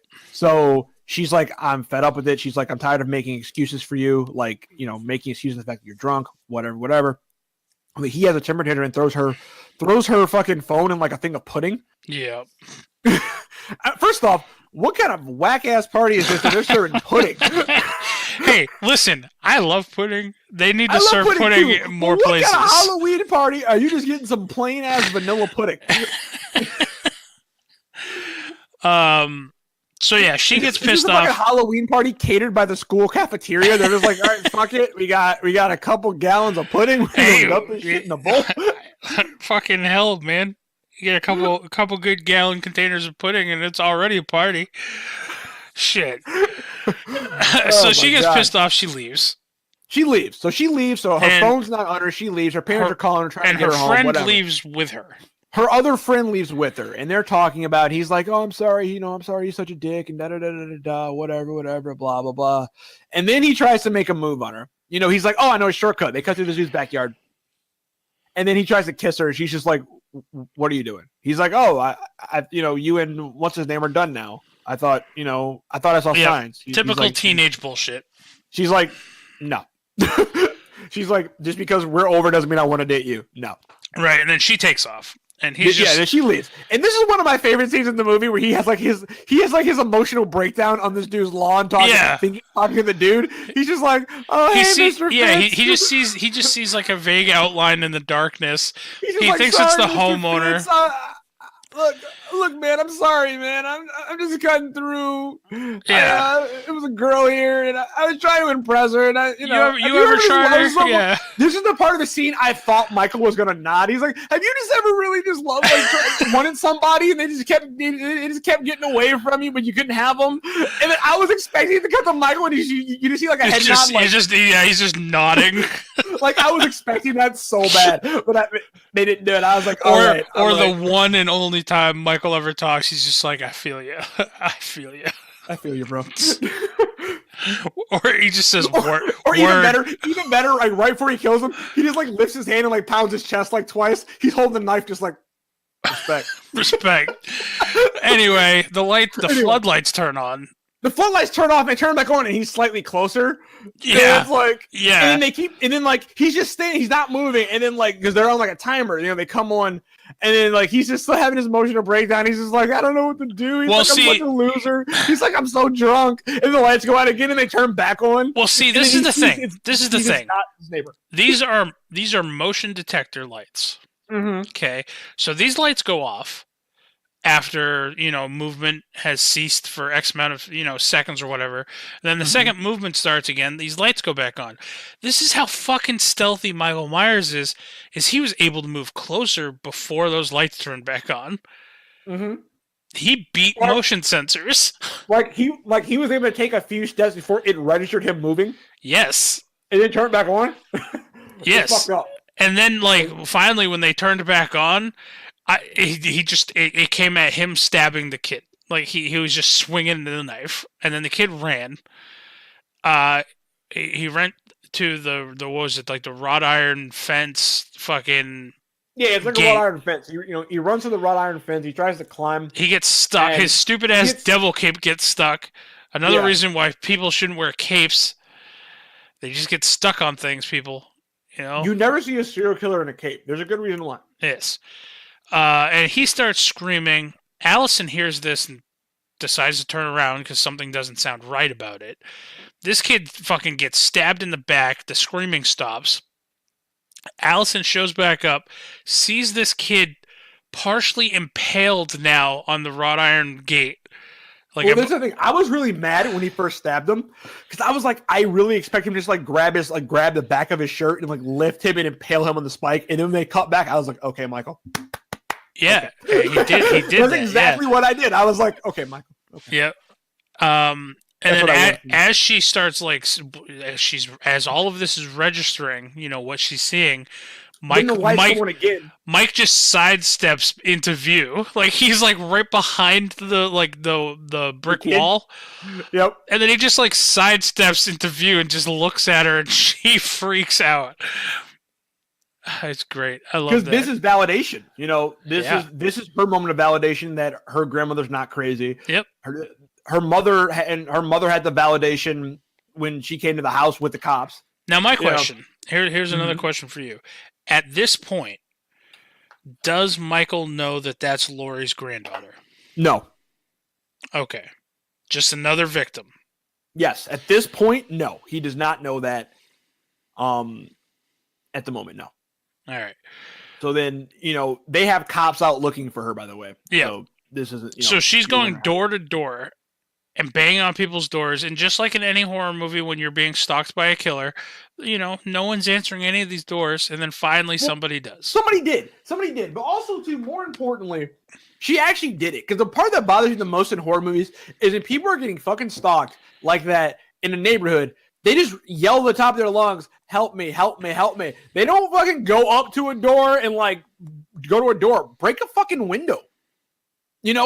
If you see a car in the driveway and you think people are home, fucking take a rock through a window. Like, yeah. And then start yelling, I need help. Like, yeah. People may write it off as a prank if you're beating on a door. If you break somebody's window, they're going to come look. Dude, I'm a big dude. I don't run, but like, okay. You don't run, but if the situation calls for it, you're running. But if I'm being chased by someone who wants to kill me, that might call for me running. And if I am running, if I'm going to walk up to somebody's house, I'm kicking in that fucking door. I give zero shits if they get upset with me about it. Or a fucking window. Literally, I would just like at first, if you didn't have to, if like they're right behind you, you didn't have fucking time to run up to a door and like knock because they're like fucking, coming. I would just grab a handful of rocks, like nice sized rocks, and just chuck them at windows as I'm running. Yeah, and just anything that causes attention. Yeah, start breaking windows. Like, hey, hitting cars, setting off alarms, shit like that. Like, do something. You know what this? I'm finding a pallet. I'm looping motherfuckers. You know what this tells me? What? Is that more teenagers need to rollerblade? Because if she were on rollerblades, she would have been able to outrun Michael Myers. Michael Myers in the 1990s was always on rollerblades. Yeah, that's how he gets everywhere so fast. I almost got away with it. He has those cool little wheelie shoes. He's fucking Heelys. Yeah. I like to think like they got away. They're like in San Francisco. They got away. He's like, oh, I lost them. There's no way he's gonna run up this hill that fast. Then he gets to the top and he's just standing there and just coast down with the knife. So just coast downhill with the knife. Fucking stabs the dude. Like, God damn it. So then we cut to Hawkins pulling up to this house where there's like a small crowd of people now huddled around this girl. Right, because she made enough noise where people came out, and then like one neighbor called another neighbor, and then the fucking neighborhood watch came out. So they get her into the back of the police car. They say, yeah, we're going to drive you, to your family, blah, blah, blah. And make sure to keep your eyes open in case you see Michael. Cops pull up. You got the cop, Dr. Sartain, and they're like, guy. They pick her up. They throw her in the back seat, not like violently. They just put her in the back seat because they don't have room in the front. And they tell her, keep your eyes open, because Michael could be anywhere and whatever. This is my dumb shit of the movie right here. One of my dumb shits of the movie. So she sees Michael. She points him out. So the guy says, all right, hold on. And he fucking floors it. He does. And he runs Michael over, which is a callback to Halloween 2. Okay, I've never seen it. In Halloween 2, a cop kills a dude because it's really fucked up, right? Because it makes sense though in Halloween 2 because like he stole a Halloween mask, right? He just stole a Halloween mask. It could have been, it was just a mask. It wasn't the Michael Myers mask at that point, right? It was just a mask. Like it was a Michael Myers mask, you know what I mean? But it wasn't the Michael Myers mask. It was just a Halloween mask he stole. There was another kid in the mask walking down the street. He had like overalls or some shit in that mask. And he's crossing the street, and right after, at the end of Halloween 1, that's when all the word gets out, like, hey, there's a crazy dude in a mask out running around doing, you know what I mean? Yeah. Like, be on the lookout, because, like, he falls, in the movie, he falls at the back window, he's there. Picks him in the next movie, he's gone, right? Yeah. So, and you see this kid crossing the street, you just see this cop plow into him, like, fucking run this kid over, because he thinks he's Michael Myers. Just runs him over, pins him up against like a van, and like as classic 80s, 70s, 80s movies, the van explodes along with the kid. It's just fire explosion of death. It is. So Hawkins hits Michael, knocks him fucking flat on his back. Him and the doctor go out to look. Okay. And I think Hawkins pulls out his gun like he's going to shoot him. And the doctor stops him. Which is a callback to Halloween 1, where it's a reverse role where Dr. Loomis was going to kill Myers. Michael Myers. Yeah. And then the cop stepped in to stop him. Right. Although this fucking time around, Dr. Sartain steps in, With says, a no, fucking you can't kill him. knife. There's no, you can't fucking kill him, you can't fucking kill him, can't fucking kill him. And then all of a sudden, you know, he flips this knife. He flips this knife around and then flips his pen over, and then this fucking knife comes out and fucking just he stabs the cop right in the neck like 3 times. Yeah, yeah. And then it cuts to the girl's point of view who's watching this. She starts freaking out and like trying to get out of the fucking cop car, but you can't because she's in the backseat of the cop car. There's no handles. And she sees this guy wearing, you know, a sheriff's jacket kind of draped over his shoulder because he has his arm in a sling. And then he like goes down below the hood, comes back up wearing Michael's mask, which was really fucked up. And he's talking to Michael this whole time. Then he picks up Michael and drags him to the back, opens up the back door, and puts Michael in next to her, and then takes the mask off and tosses it onto the seat or on the floor next to them, right? Yeah. And then gets in and starts driving. He does his whole fucking monologue like, now I know what it's like, you know, Right. now I know what it's like to feel what he felt and da-da-da. And Right. we find out like, okay, this guy is on Michael Myers' dick.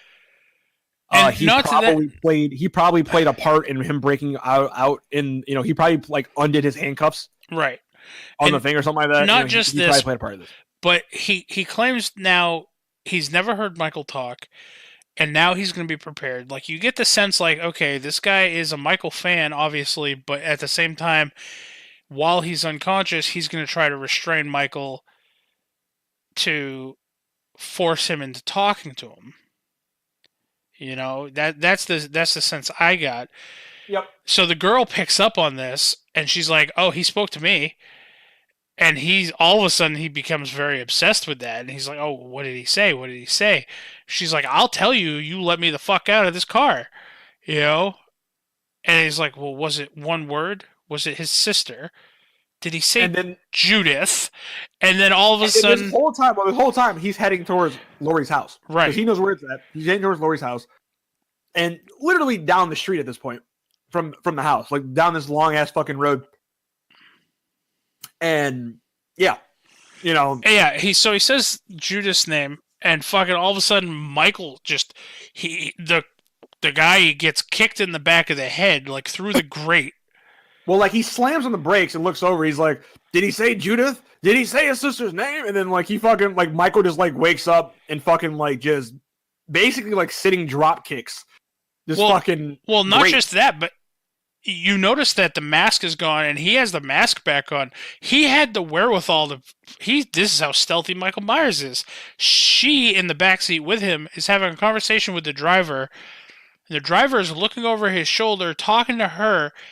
Michael Myers puts the fucking mask on without either of them knowing. And then fucking kicks him to death. No, he doesn't die. He kicks him, though. He kicks through, like, with one kick, kicks through the grate, yeah, that separates, you know, the back and the front seat of a cop car. Kicks through that, breaks like the holding pin of the seat because he folds the seat over, yeah, in the process, and then rams this guy's head into the steering wheel like 3 or 4 times. And then he gets out and pulls him out. How did Michael get out of the car? He's that fucking strong. No. I think he actually like kicked the seat so far forward, it was enough room for him to step out of the front. Jesus Christ. I think he kicked that seat so far forward that he literally forced like the seat into the steering wheel almost. And then just like stepped out of the car. No, see, I think he did bust the back door open because that's how the girl got out and ran. Well, no. He got out when she got out through the front seat like he did. Oh, I see. I thought it was the back seat again. Yeah, no. I think he literally opened it up enough. That's fucked up. He was able, yeah, and I think he opened up the front door, stepped out, pulled him out, and then she was able to crawl out the front door too. In any case, Michael drags this guy out of the car, throws him onto the ground in the middle of the street, and then turns him into a pancake, and literally stomps on his head like a pumpkin. One time, and just his face explodes. Yep. Meanwhile, 2 cops down the road who are guarding Laurie Strode's house are seeing the blue lights up the road, try to radio to them. No one answers, so they decide they're going to go investigate. The girl gets out and runs into the woods. Michael doesn't know where she's at. Michael sees these cops show up. They get out of their car, walk on either side of this other cop car, find the dead doctor, and then it cuts to Michael standing at their cop car. Yep. Oh my god. This guy, he is a ninja. Okay, let me tell you something. The only explanation. Let me tell you something. All I'm saying is Michael Myers in Dead by Daylight needs an update. I'll agree with that. He is the best killer, obviously. Yeah, obviously. I mean, he's my go-to. I love Michael Myers. He is my favorite killer in all of horror movies, slasherdom. So, I'm going to let you take the reins here for a moment. You can describe how these cops died, but he does end up killing these other 2 cops. So what does that bring our body? We were at 9 with the 2, 10, 11 with the babysitter and her boyfriend. We're at 16. 12 with those 2. 12 we're at 16 with those 2. With the friend.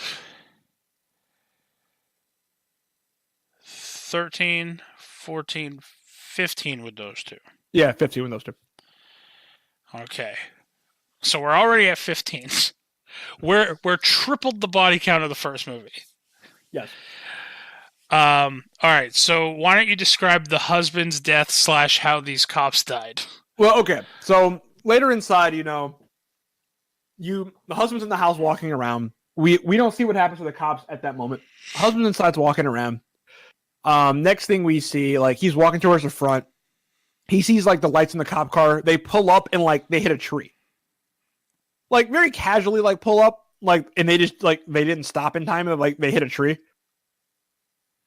But then they don't get out the car. And this is where I said he has the dumbest moment ever. He opens up a secure door, goes outside. He's like, "Hey guys, everything's going good. You guys want some coffee?" He asked them if they found anything. Yeah, if they found anything, and then he says, "Why you're here?" He also offers them coffee. I don't remember the coffee part. That makes it even worse.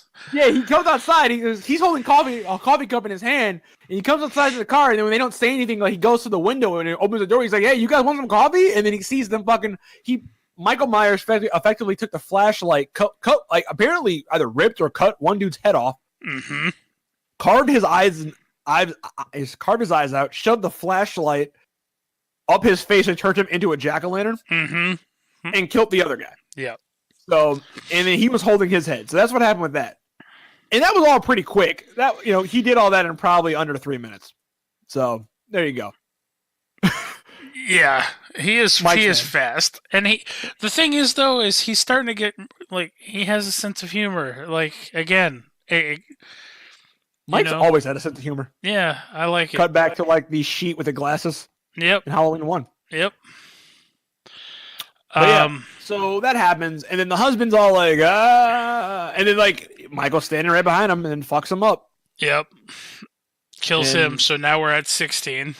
And the doors open. The doors open at this point. That's when Laurie is walking up and she sees him killing, strangling Ray. Yep. Shuts all the fucking doors. She shuts all the doors. She puts that giant ass fucking bar down. Now, okay, here's a question. She has these giant spotlights outside her house, lights up the entire outside of her house. Here's my question. Yes. Ultimately, she's hoping Michael shows up here so she can kill him. Yes. Why did she shut all the lights off in the house? Because she wanted him to. I think she was trying to funnel him and direct him a certain place. Oh, all right. I think she was turning off all the lights so he wouldn't go there. Oh. All right. But yeah, anyway, so she has all these security doors and stuff that she shuts. Well, no, first she shuts the main doors. Well, that's the security door that I was talking about. Drops the iron bar in the grate, locks the, hits like the floodlights outside. You got floodlights outside everywhere. And then it's a standoff. She's on the other side of the door, kind of looking out, trying to find him. She can't see him. Now, keep in mind, she has a steel grate door on the outside. A fucking, this is like a flimsy wooden, this is a heavy fucking wooden door. Yep. It still has like some glass slats, but it's a heavy fucking wooden door. So she's looking around. She's like, I can't, she can't see him. All of a sudden, Michael fucking puts his hands through the steel door. Yep. Right through the wooden door. Grate, through the wooden door, like the window part and part of the wooden door, fucking grabs her and by the throat. By the throat and lifts her up on the other side of the door. And before even lifting her up, he gives her a couple good fucking headbutts into the door. He rams her head into this door. Pulls her into the door and lifts her off the ground. I looked at her, I was watching the scene, I was like, oh, Lori, no, is this how you die? This is not good. That's what I was thinking too. I'm like, oh, that looked rough. Like, Lori, you're not going to make it. He hit her so hard. If they make a part 2 to this movie and we find out in Jamie Lee Curtis doesn't come back and we find out she died of internal bleeding to the head. That's why. I wouldn't be surprised. Yeah. It's believable at this point. But yeah, so then he has a grip on her neck and lifts her up and starts choking her. He's effectively cutting his hands. He's casually walk his hands up through broken glass like it's nothing. And so she is struggling and she's gasping for breath. And I think it clicks. And it dawns on her that she's holding a shotgun, a tactical shotgun.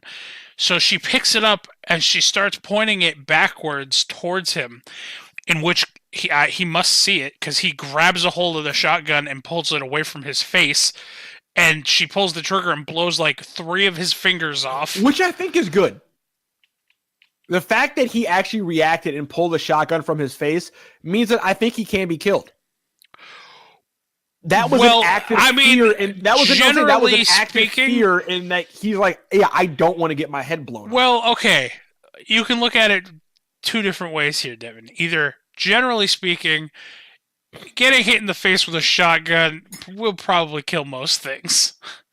You're right. But at the same time, if he is possessed and or can't be killed, I would think that getting shot in the face with a shotgun still wouldn't tickle, so he'd rather not have that happen. So it's more of a, let's not deal with this.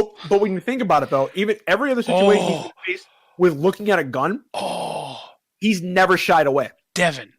What? What if he just didn't want the mask to get damaged?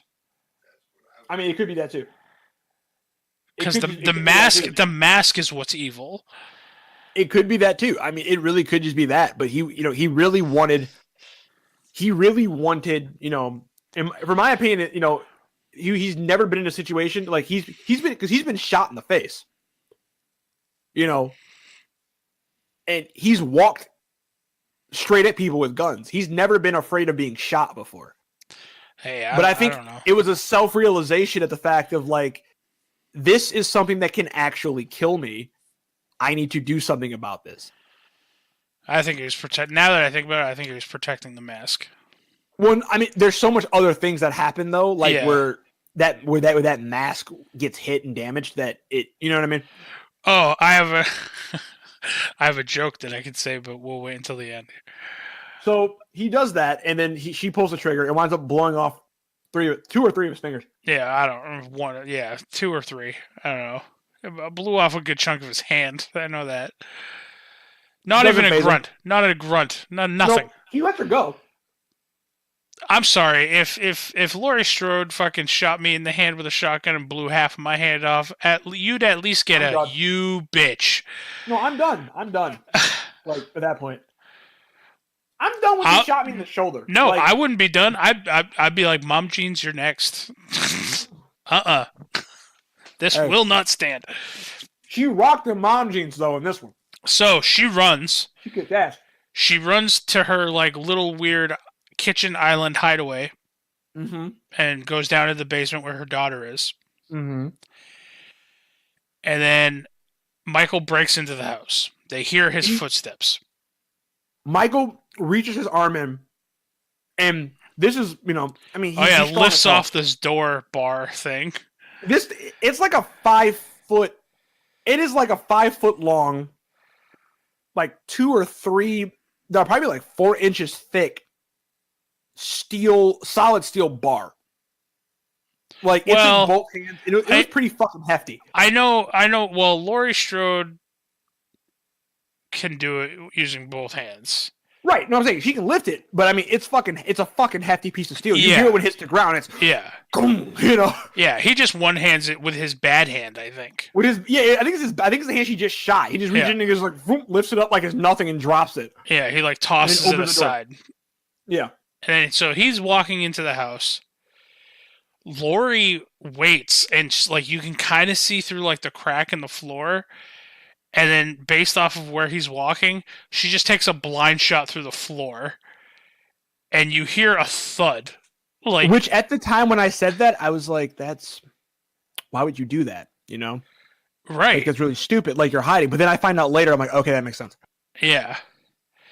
So you hear a thud, and then you don't hear any movement, and then so Laurie goes upstairs to go check. To go finish. It was 2 fingers, by the way. It was 2? All right. 2 fingers, yep. So she gets to where he was shot. He's not there, and then she hears movement upstairs. And she sees blood on the railing. Yeah. So then she starts. I'll take it for you. She starts going through the house room by room, and she has these like security gates set up in each room. So after she clears a room, she hits the button, and the steel grate drops down. Which if you wanted to get through, I really don't think that's going to stop him. I don't think so either. You know what? Even if the little steel grate could stop him, I think he would just punch a hole through the wall and Kool-Aid Man through the wall next to the steel grate. Yeah.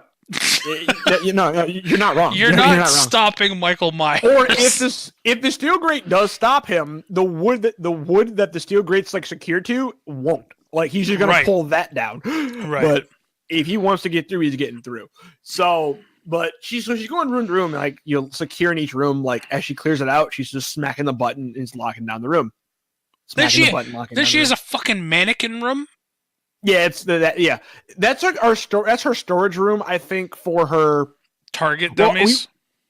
We find out. I have a theory why she has so much random stuff in the house, and I know I kind of know why, and I'll get to that later.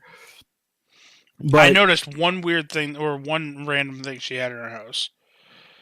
The doll house. Well, no, that was a replica.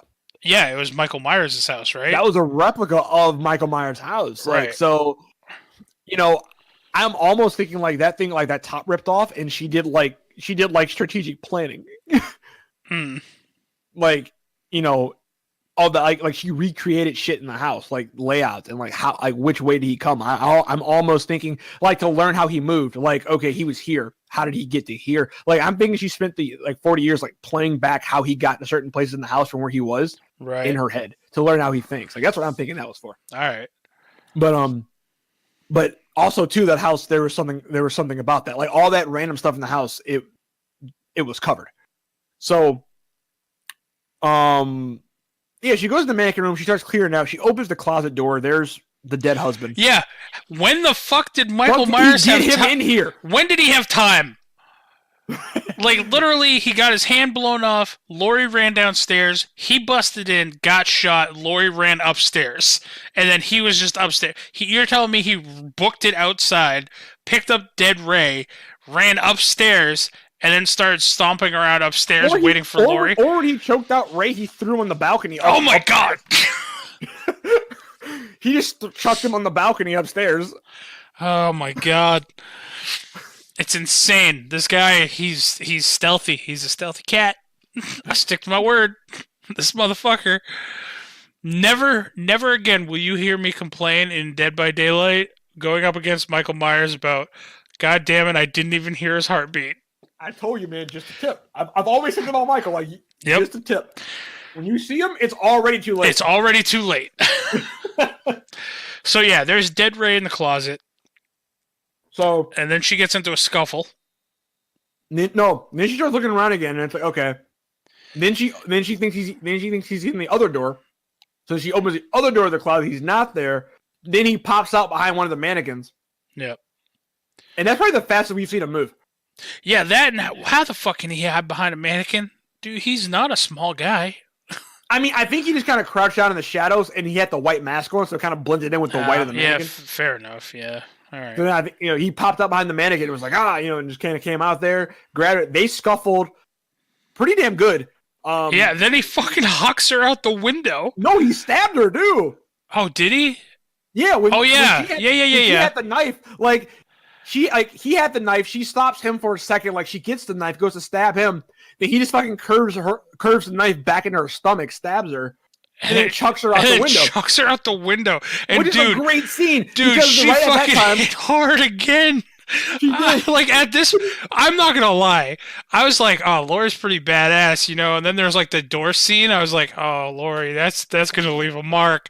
And then she gets hucked out the window. I was like, "Oh, Laurie!" Like I started feeling bad. Like don't get me wrong. In Dead by Daylight, I hope Laurie Strode dies all the time. I fucking hate mom jeans in the Dead by Daylight game. I honestly want that skin. I want this Laurie Strode skin in Dead by Daylight so like bad. Old mom. Yes, old mom jeans. I would pay for that skin in a heartbeat. Crazy mom jeans, Laurie Strode. I would love that Laurie Strode. Yes. Yeah. Anyway, no, I agree. More importantly, though, I literally be the only character I play from now on if it was in the game. I would want old Michael Myers mask. Me too. 100%. But yeah, but then it's a great callback when he throws her out the window. He hears the granddaughter. The granddaughter gets back to the house. Right, but so wait. Right when he throws her, what? When he throws her, he looks down. No. First he throws her. He looks down. He sees her laying there. Yeah. Then he hears the granddaughter come in the house. He hears Allison walk in the house. He looks away. Then looks back and Laurie's gone. And Laurie's gone. Which is a great callback to the end of Halloween 1, going into Halloween 2, where he gets shot out the window. He falls. They see him laying on the ground. Halloween 2 picks up right after that. They look back and he's gone. Oh, yeah. It's a great callback for that, and it's almost like at that point in the movie, Laurie became the Michael Myers to Michael Myers. Right. So she started hunting Michael Myers at that point. Yeah. Which is kind of perfect for what it is. Which at this point for the viewer, that is exactly what you were thinking is, oh, okay, so now she's hunting him. But the whole thing is she's been hunting him the whole time. She has been. Everything that she's done up to this point has been for a reason. Mm-hmm. It's a con. It's a long game. All right, so go ahead and continue. So granddaughter comes in. The mom hears Allison.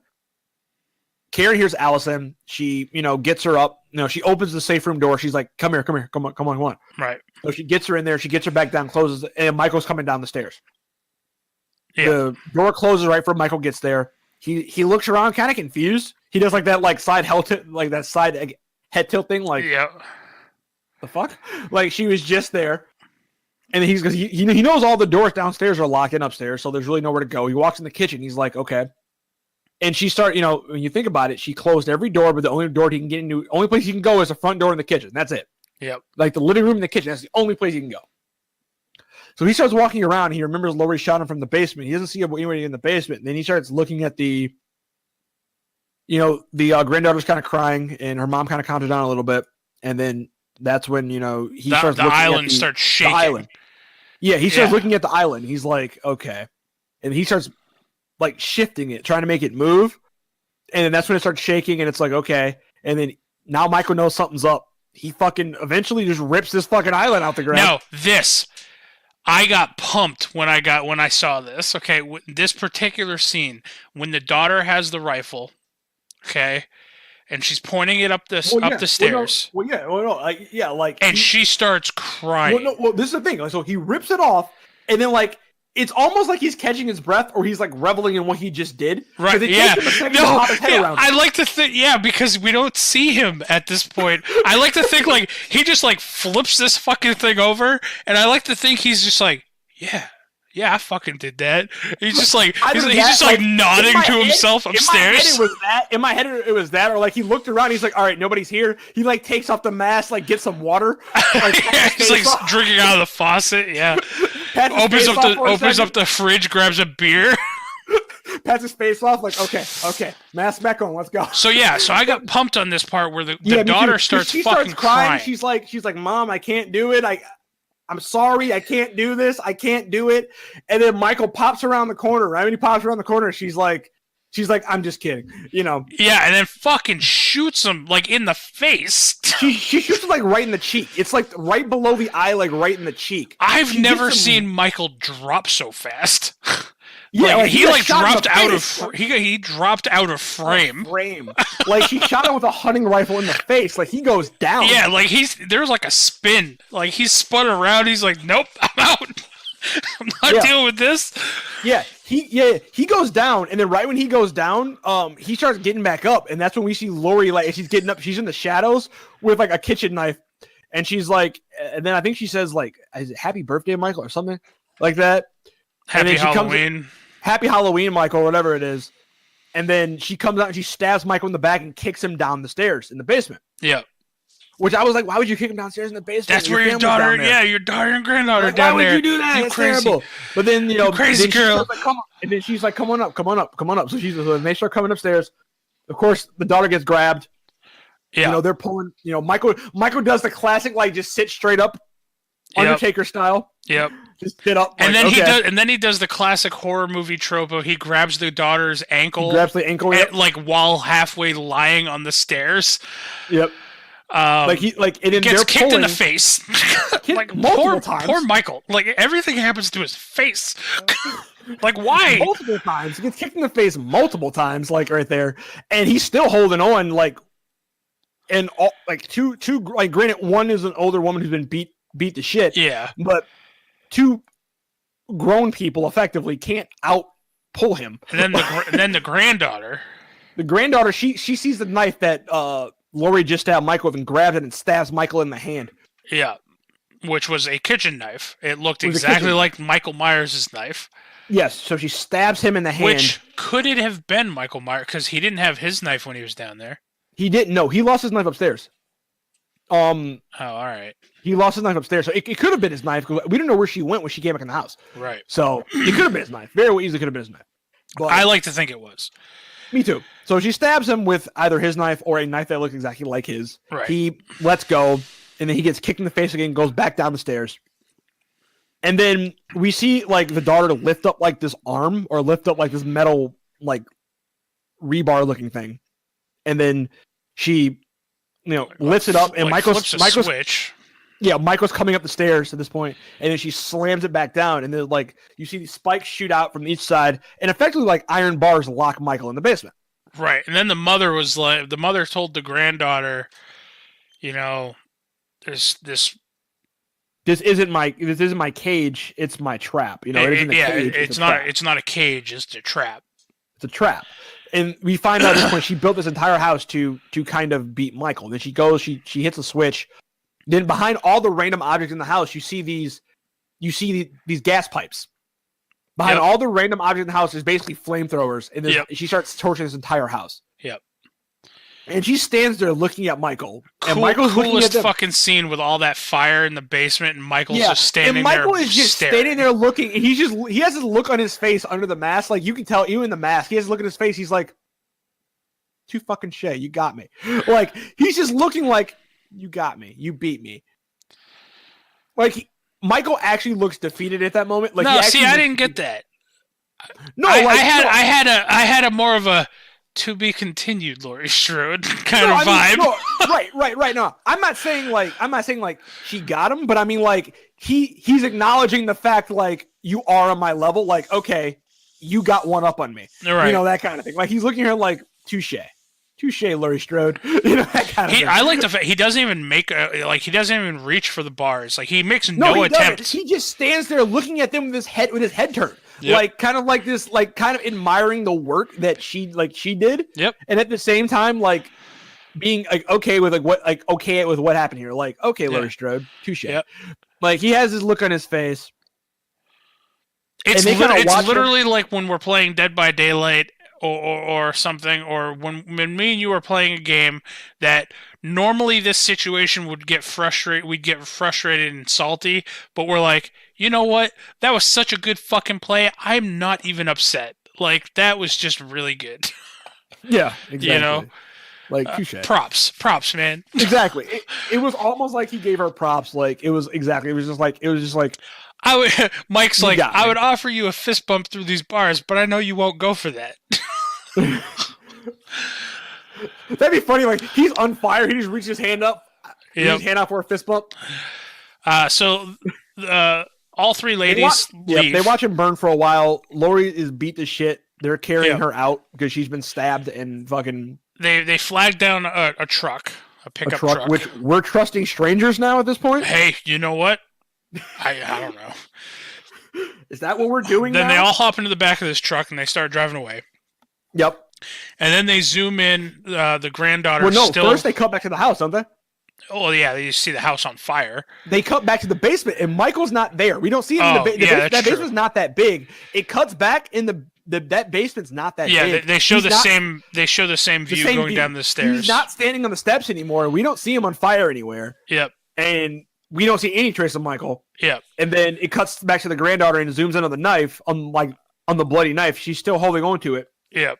And then that's the end And then at the credits there. very, very end of the credits, you just hear Michael breathing, which you don't know if that's effect of like the soundtrack or if that's a hint. Oh, I see. I didn't listen. Yeah. At the very end of the credits, you just hear this. So, didn't they do that in the first one too?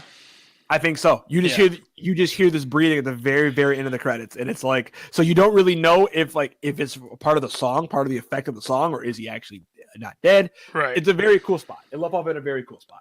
All in all, I really enjoyed this movie. Me too. On a personal note, I like to think both Michael Myers is not dead. He escaped that burning hellhole. I can tell you this right now with how much money this movie made. Michael Myers ain't dead. If Michael Myers was dead in that movie, he's not dead now. Two, here's my joke/fan theory. Okay. Mm-hmm. So you got the little black kid who went running. He gone. Okay.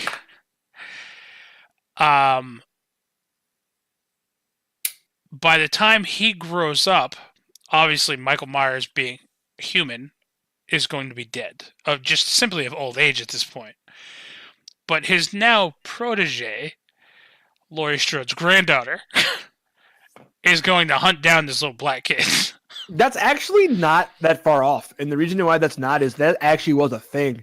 In one of the Halloween movies, there was a little there was Laurie Strode's granddaughter in the movie.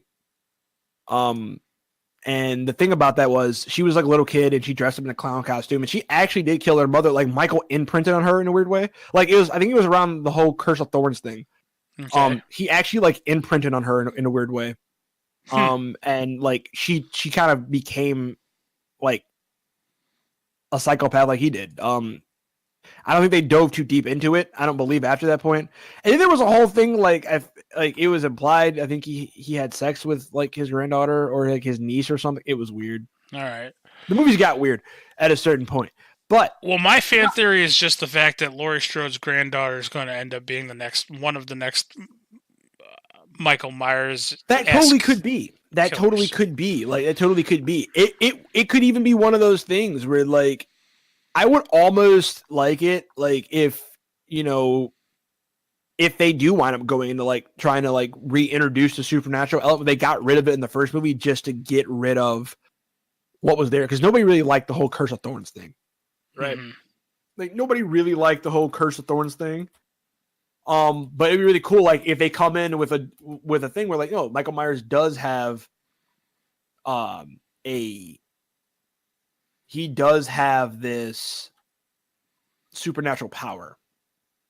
But the thing about it is that if you kill Michael Myers, the curse is put on you. If you kill him, then that curse and the mark are put on you. Or, oh man, okay, I'm stretching on this one. Okay.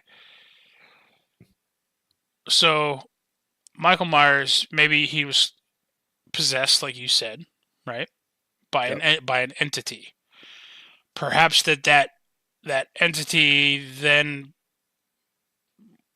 decided it was going to imprint itself onto an object like his mask. Okay, which is why the mask is so important to him now. And then when Laurie Strode's granddaughter stabbed him to make him let go of his mom, what if that entity transferred itself from Michael into the knife that she held on to? And then when they cut back to the house scene and he was gone, it's because he's no longer there.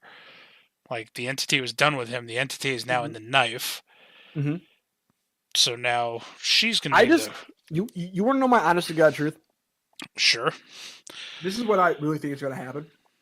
I think we're going to have the next Halloween movie open up. You're going to see Laurie Strode have a repaired relationship with her family, and she's going to be at peace. She's going to be able to move on and be happy.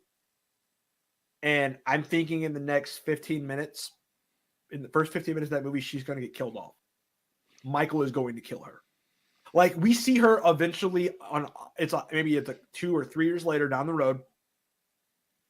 The daughter's off at college or whatever.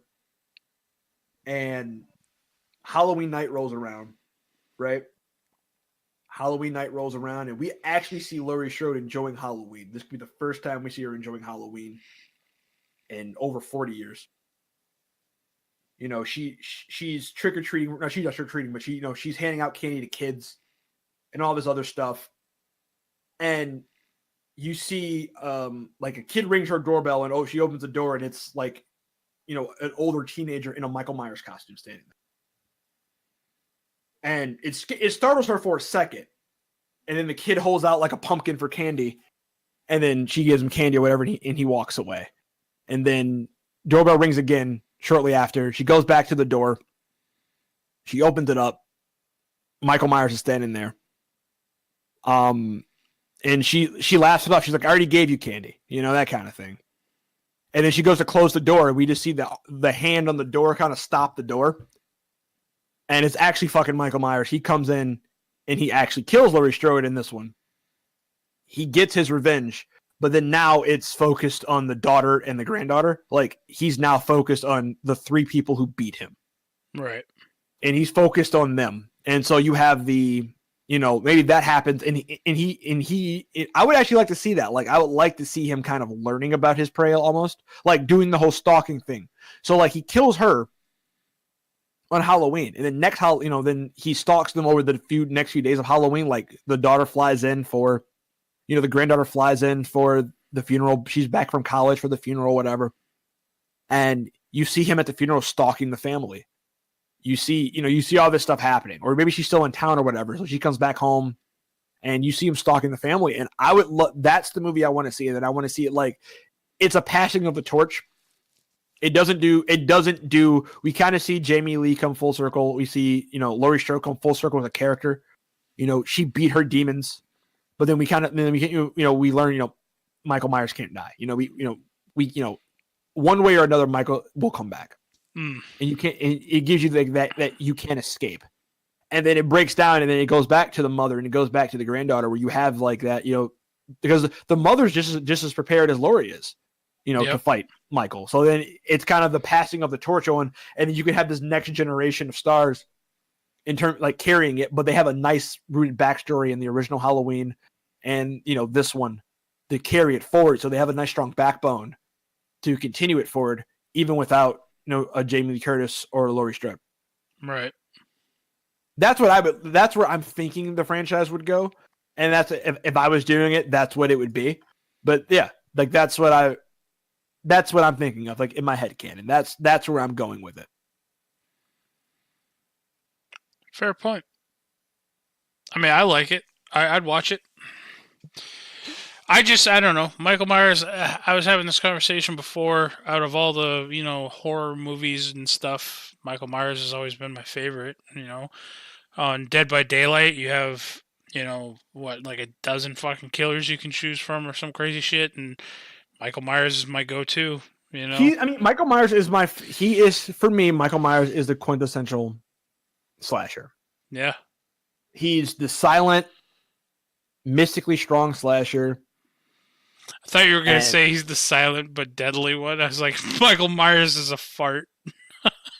God damn it. He's No, also known by the name of Deep Toot. I like the fact that even up until his supposed end, not a fucking peep from this guy. Not a word. I think that was cool, and they did a lot of callbacks in this movie to the other ones, which I enjoyed. Like Laurie Strode standing outside of the granddaughter's classroom, just like Michael Myers did to Laurie Strode. Oh, did we lose Devin? No, I'm here. I'm sorry. Oh, my nose is stuffy. I'm trying to. all right. It's all that cocaine. Yeah, pretty much. So, all right, just like it with every other movie review we do, scale from 1 to 10, Devin, where would you rate this movie? I give this movie. I'm going to give this a solid 8. I'm looking at it from a critical lens. So I'm going to give it a solid 8. I actually really enjoy it. I think it is my personal favorite. It is. I enjoy it as a sequel to Halloween 1 more than I enjoy Halloween 2 as a sequel to Halloween 1, but I do actually enjoy Halloween 2 more. Okay. Than this one. At any given day that could change in my opinion. They're pretty equal. I'd rate Halloween 2 about the same, where Halloween 1 I give like an 8.5. I think it's really good. I think Halloween 1 is, if you want to watch a slasher movie, Halloween 1 is great. It's perfect. It's not over the top scary, but it's scary in different ways, and I love that fact about it. Right. But it's like a suspense thriller. It's a suspense thriller. It's a suspense, but it's all about the atmosphere. It's the atmosphere of the sounds and everything they do. Atmospheric horror. Yes, and that's kind of what it is. It's atmospheric horror. It's the way they set up the shots. It's the way they do stuff. It's what you don't see in Halloween 1 that makes it so scary. And that's what I think a lot of horror movies in this day and age lose, especially the bigger budget stuff. They go for gore and shock value. Yeah, that's not what scares people. It's sometimes it's what you don't see and what you don't hear that's truly terrifying. Yep. Well, like I said, I mean, this series is probably one of my favorite Halloween, horror movies, I guess. I'm right there with you. I'm gonna give this. I'll even say that I'm gonna give this movie like an 8.5. 8.5? Yep. Absolutely. It's up there with me. I really enjoyed the movie, especially just for what it was, being a horror movie and whatnot. Like, will I sit down and watch this? Could I sit down and watch this movie every week? No, probably not. I'll say this about this movie too. This movie's not just a good horror movie; it's a good movie. Yes, agreed. Now, as always, again, we've rated it. Would you do I even have to ask? Would you recommend this movie to other people? Yeah, sure. I absolutely do. I would, 100%. And this is the thing about it too. Like, I recommend Halloween 1, but I think you can probably come into this cold and still enjoy it. You get a lot more out of it watching Halloween 1. Yeah, obviously. I'll say that. Yeah, I agree with you there. Like, you could definitely watch this movie as a standalone movie and, not get too lost. There's not a whole lot that you can get lost on, but I think you'll enjoy it. You'll enjoy it like 10 times more watching Halloween 1. Yeah. And you enjoy it 1,000 times more if you watch all the other Halloweens, because a lot of the kills in this one, they pay homage to some of the ones in the later Halloweens that they pulled out, like the bathroom scene killing and stuff like that. Like a lot of the kills in this kind of pay homage to some of the other killings that they do. So, and there's a lot of little stuff in there, like I think Curse of Michael Myers, Halloween 6. You have the therapist doctor turned evil. They pull that in this. Right. There's a lot of callbacks. But it's callbacky, but it's not campy, and that's one of the things I really like about it. Now, it's not camp, and I like it. Let me ask you this: Yep. Do you think they're going to continue this series? Or is I this do. going to be the last Halloween movie? This is the thing. I do. I really do think they're going to continue it because I think there's more to be told here. I don't think they would have gone through the trouble of, the setup with the granddaughter and everything if they weren't leaving the door open. Giving how much money this movie made, I do think they will. Now, this just opened last weekend, right? It's opened last weekend. Friday was the day it opened. Friday. Okay. So, do you happen to have the figures in front of you about how much it's made so far? 1 second. I know the opening weekend it made $75 million. Jeez. It's the second highest grossing horror movie ever. Opening weekend ever, besides it's number one, which was right before it. At like 112 million or something like that. All right. For an opening weekend, it did the second best opening weekend for a horror movie, of all time. And I know horror movies have a hard, like some horror movies, like we had a hard time finding budgets and stuff. But did this movie have a budget?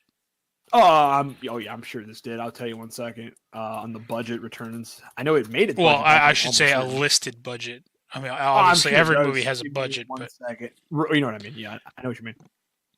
The budget is estimated somewhere between 10 and 15 million. Oh, that's not bad. No, and as of right now, it's made 106 million. Jeez. All right. So, I mean, and it's just opened last week. So, I mean, it's probably got another like 2 strong weeks in the theater. Now, let me ask you this. The last Halloween movie that was made, Mm-hmm. I'm guessing was one of the Rob Zombie ones? I believe you are correct in that And statement. I almost want to say it's that or it's Halloween. Yes. Halloween 2 in 2009 by Rob Zombie. so it was 2009. Yeah. Damn. It's so been that was it's been 9 years since Halloween movies come out. Before that, like the one with Laurie Strode and all that with Jamie Lee Curtis was 2002. All right. So, do you think if you already do think that they're going to continue this series or this movie eventually? Do you think it's going to become something where it's like, oh, next year will be another Halloween movie, or do you think it's going to wait several years before we get another one? I think they're going to do this, but I think it's going to be a slow burn. I think you may get one every 3 years or so. And I don't think it's going to be every year. I think that's probably a better way of doing it too. Yeah. Like I definitely that way you're not burnt out on it. You're not burnt out on it, and on top of all of that, it's one of those things. Hold on 1 second. I'm reading something here. Let's see. Future films. In June 2018, Danny McBride confirmed that he and Green originally had intended to pitch 2 films that would be shot back to back. After deciding against it and waiting to see the reaction to the first film, we were going to shoot 2 of them back to back. And we were like, well, let's go ahead and let's not get ahead of ourselves. It could come out and everyone hates us and we never work again. So let's not have to sit around for a year and while we wait for another movie to come out that we know people are going to like. So we were like, let's learn. There we go. Yep. In September of 2018, interview with Forbes producer Jason Blum said that we would do a sequel if the movie performs. So there's a script already in work because like McBride and them said they originally pitched it as 2 films. So there's at least an idea for a second film. All right. So they pitched it as 2 films and we shot back to back. But then they said, well, let's hold on. Let's see how this film does first because we don't want to have to, film a movie, release it, and then it sucks balls. And we have this other movie already filmed we're sitting on that's going to come out a year later and people is already going to suck balls. You know what I mean? Right. Yeah. So they said, well, let's just wait, see how this one does, and then we can come back to it. So I'm guessing there's already a story in place and things like that. So if they pitch it as a 2-film script, I'm assuming John Carpenter's looked at the second film or at least has looked at the base idea of the second film and he was okay with both. So I have faith. I have total faith in it. And I do think there's going to be at least one more or, 2 more films. The way I see it is this. I think it's going to be right, one more film wrapping up the Strode turning the Strode series into like a trilogy. Mm-hmm. And then however that ends, you can then close that chapter on Michael, and then open up Michael somewhere else or do something else with Michael, Right. Yep. But I think you could definitely close that chapter off at 3. And if you never make another one again, if it's that one does well, you never make another Halloween movie again. That's okay. But what you have is you have a nice trilogy of films that have a beginning, a middle, and an end. Right. Yep. And it closes, it buttons up nice. So if you never get another one after that, it's a great trilogy to go to. And then if you keep doing more, you have the great solid trilogy to begin with, and then Michael could go off and do something else. Like he's transported to a maximum security prison on the other side of the country or something. And he breaks out and, does what he does before. It really all depends. Yep. But I have total faith in Blumhouse. Blumhouse has been known for their great. They just have great really good movies. For all their movies, like I look at Paranormal Activity is a stupid hit for them. Never seen it. Well, let me tell you the budget and the return on Paranormal Activity. All right, the movie made $193 million. Guess what the budget was? 15,000. Oh my God. Jesus. Yeah, $15,000 budget. Legit, those guys could have just made that movie and been like, all right, we're never working again. All right, we're done. I mean, the second one had really good. The second one made less money. Like the second one made $177 million on a $3 million budget. That's still great. Yeah, that's amazing. Like if you make that kind of return on your budget, that's amazing. That's insane. That first one though. What'd you say? 190 something? 193.4 million, almost $200 million off 15,000. That's insanity. That is. All right. Well, they're also responsible for Tooth Fairy with The Rock, but whatever. That movie made money. Listen, I like all of The Rock's movies. I mean, I actually like Tooth Fairy. It made money. It made like 2.5 times his budget or 2.25 of his budget. It wasn't terrible. I liked The Pacifier with Vin Diesel. Yeah. When you think you're low, lower than the floor. I was gonna sit there and say, "Oh, Devin's gonna make fun of me for liking The Pacifier." Nope. Anyway, Devin, we're rounding on a little over 2 hours on this SU now. That's fine. That's good. It's another long episode like last week. We didn't go off on any tangents. We've literally been talking about the topic the whole time. We've been talking about Michael Myers the whole time in one way or another. Yeah. So we are gonna end it there. Before we do our sign-offs and stuff, I do want to say, for those of you listening to this when this comes out, we do have our Halloween stream tomorrow. It starts at noon Eastern and goes until midnight. Chances are, depending on if enough of us are enjoying ourselves, we might go past midnight. But generally, that's our scheduled block is noon to midnight Eastern time. Yep. You will see me there pretty much the whole time, except I'll be there the first hour, and then I'm going to disappear for about an hour and a half, and then I'll be back for Town of Salem. Yep. I'm going to be there the whole time. If I participate in the games or not, I'm not sure, but I will be at least on the call with everybody the entire time and interacting with chat. I think really, based off of the schedule, the only game that I might not play in would be the Minecraft one. That's the one. Ironically enough, I happen to be leaving, but I wasn't playing it anyway. I had to step out from like 1 to 2:15ish, like 12:45 to like 2:15. But I mean, I might even still just play in that too. I don't know. Like, I'm just no good at Minecrafty stuff unless I have a bow and arrow. But I think I've tried this particular game that they want to play tomorrow. And I'm crap. So I might just sit on the call and interact with the chat, or I'm not sure yet. I won't know until I log on and talk to Rob and figure everything out. So I'm sure there'll be room for everybody. But we're going to be doing things like there's a Minecraft mystery thing. We're doing a live Supernatural episode. Mm-hmm. Left 4 Dead is on the docket for tomorrow. And Dead by Daylight, which I believe John is actually playing in tomorrow. Oh my gosh.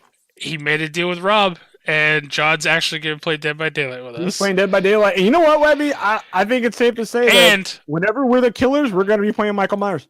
There's going to be a lot of Michael Myers on that stream. Well, I would say yes. But you just got the other chick you want to try her out? No, because I don't have her.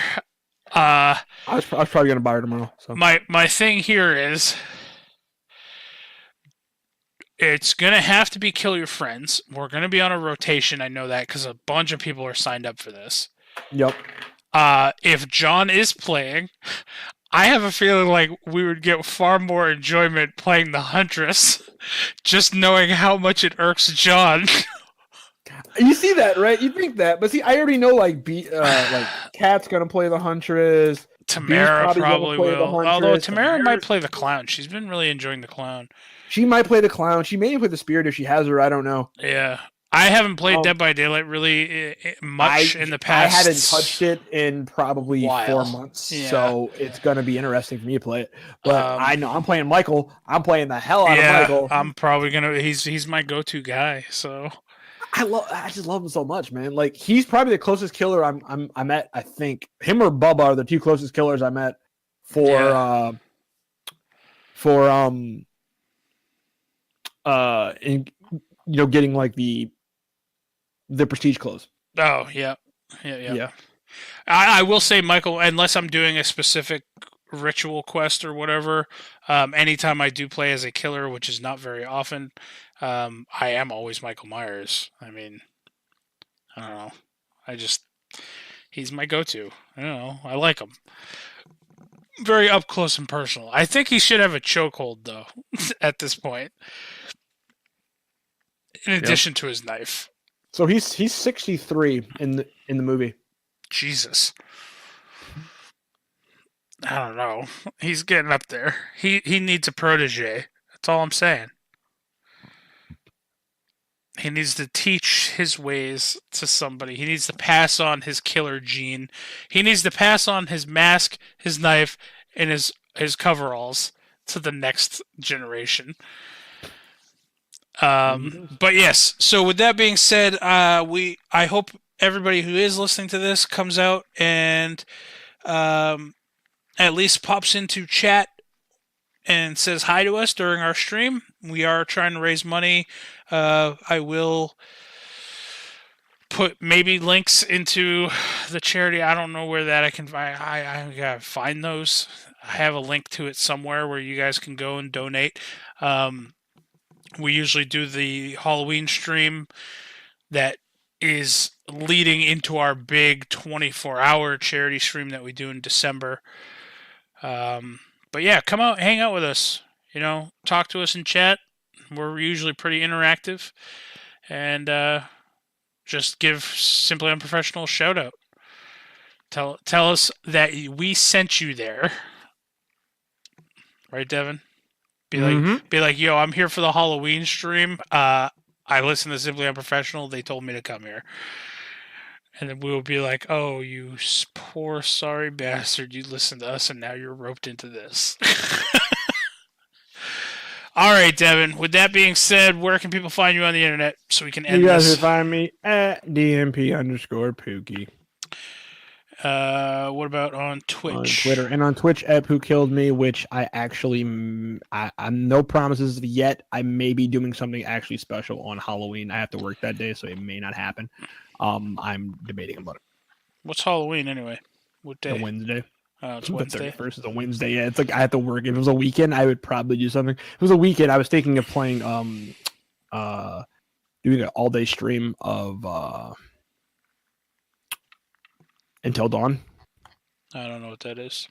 It's a horror game for the PS4, but it's like a horror game where you kind of like not a choose your own adventure, but like you basically make choices and you can you're playing as a cast of people and you're making these different choices, and outcomes come out differently. It's really cool. I really want it on the PC, but I had to bring my PS4 in here and hook it up and everything. So it's like that's why I haven't done it yet. But yeah, right. I may do it. All right. Well, look forward to that. Last tidbit of the evening. Michael's full name is Michael Audrey Myers. His middle name is Audrey. Really? Yup. Why did his parents hate him? I mean, they knew he was going to be a serial killer. Man.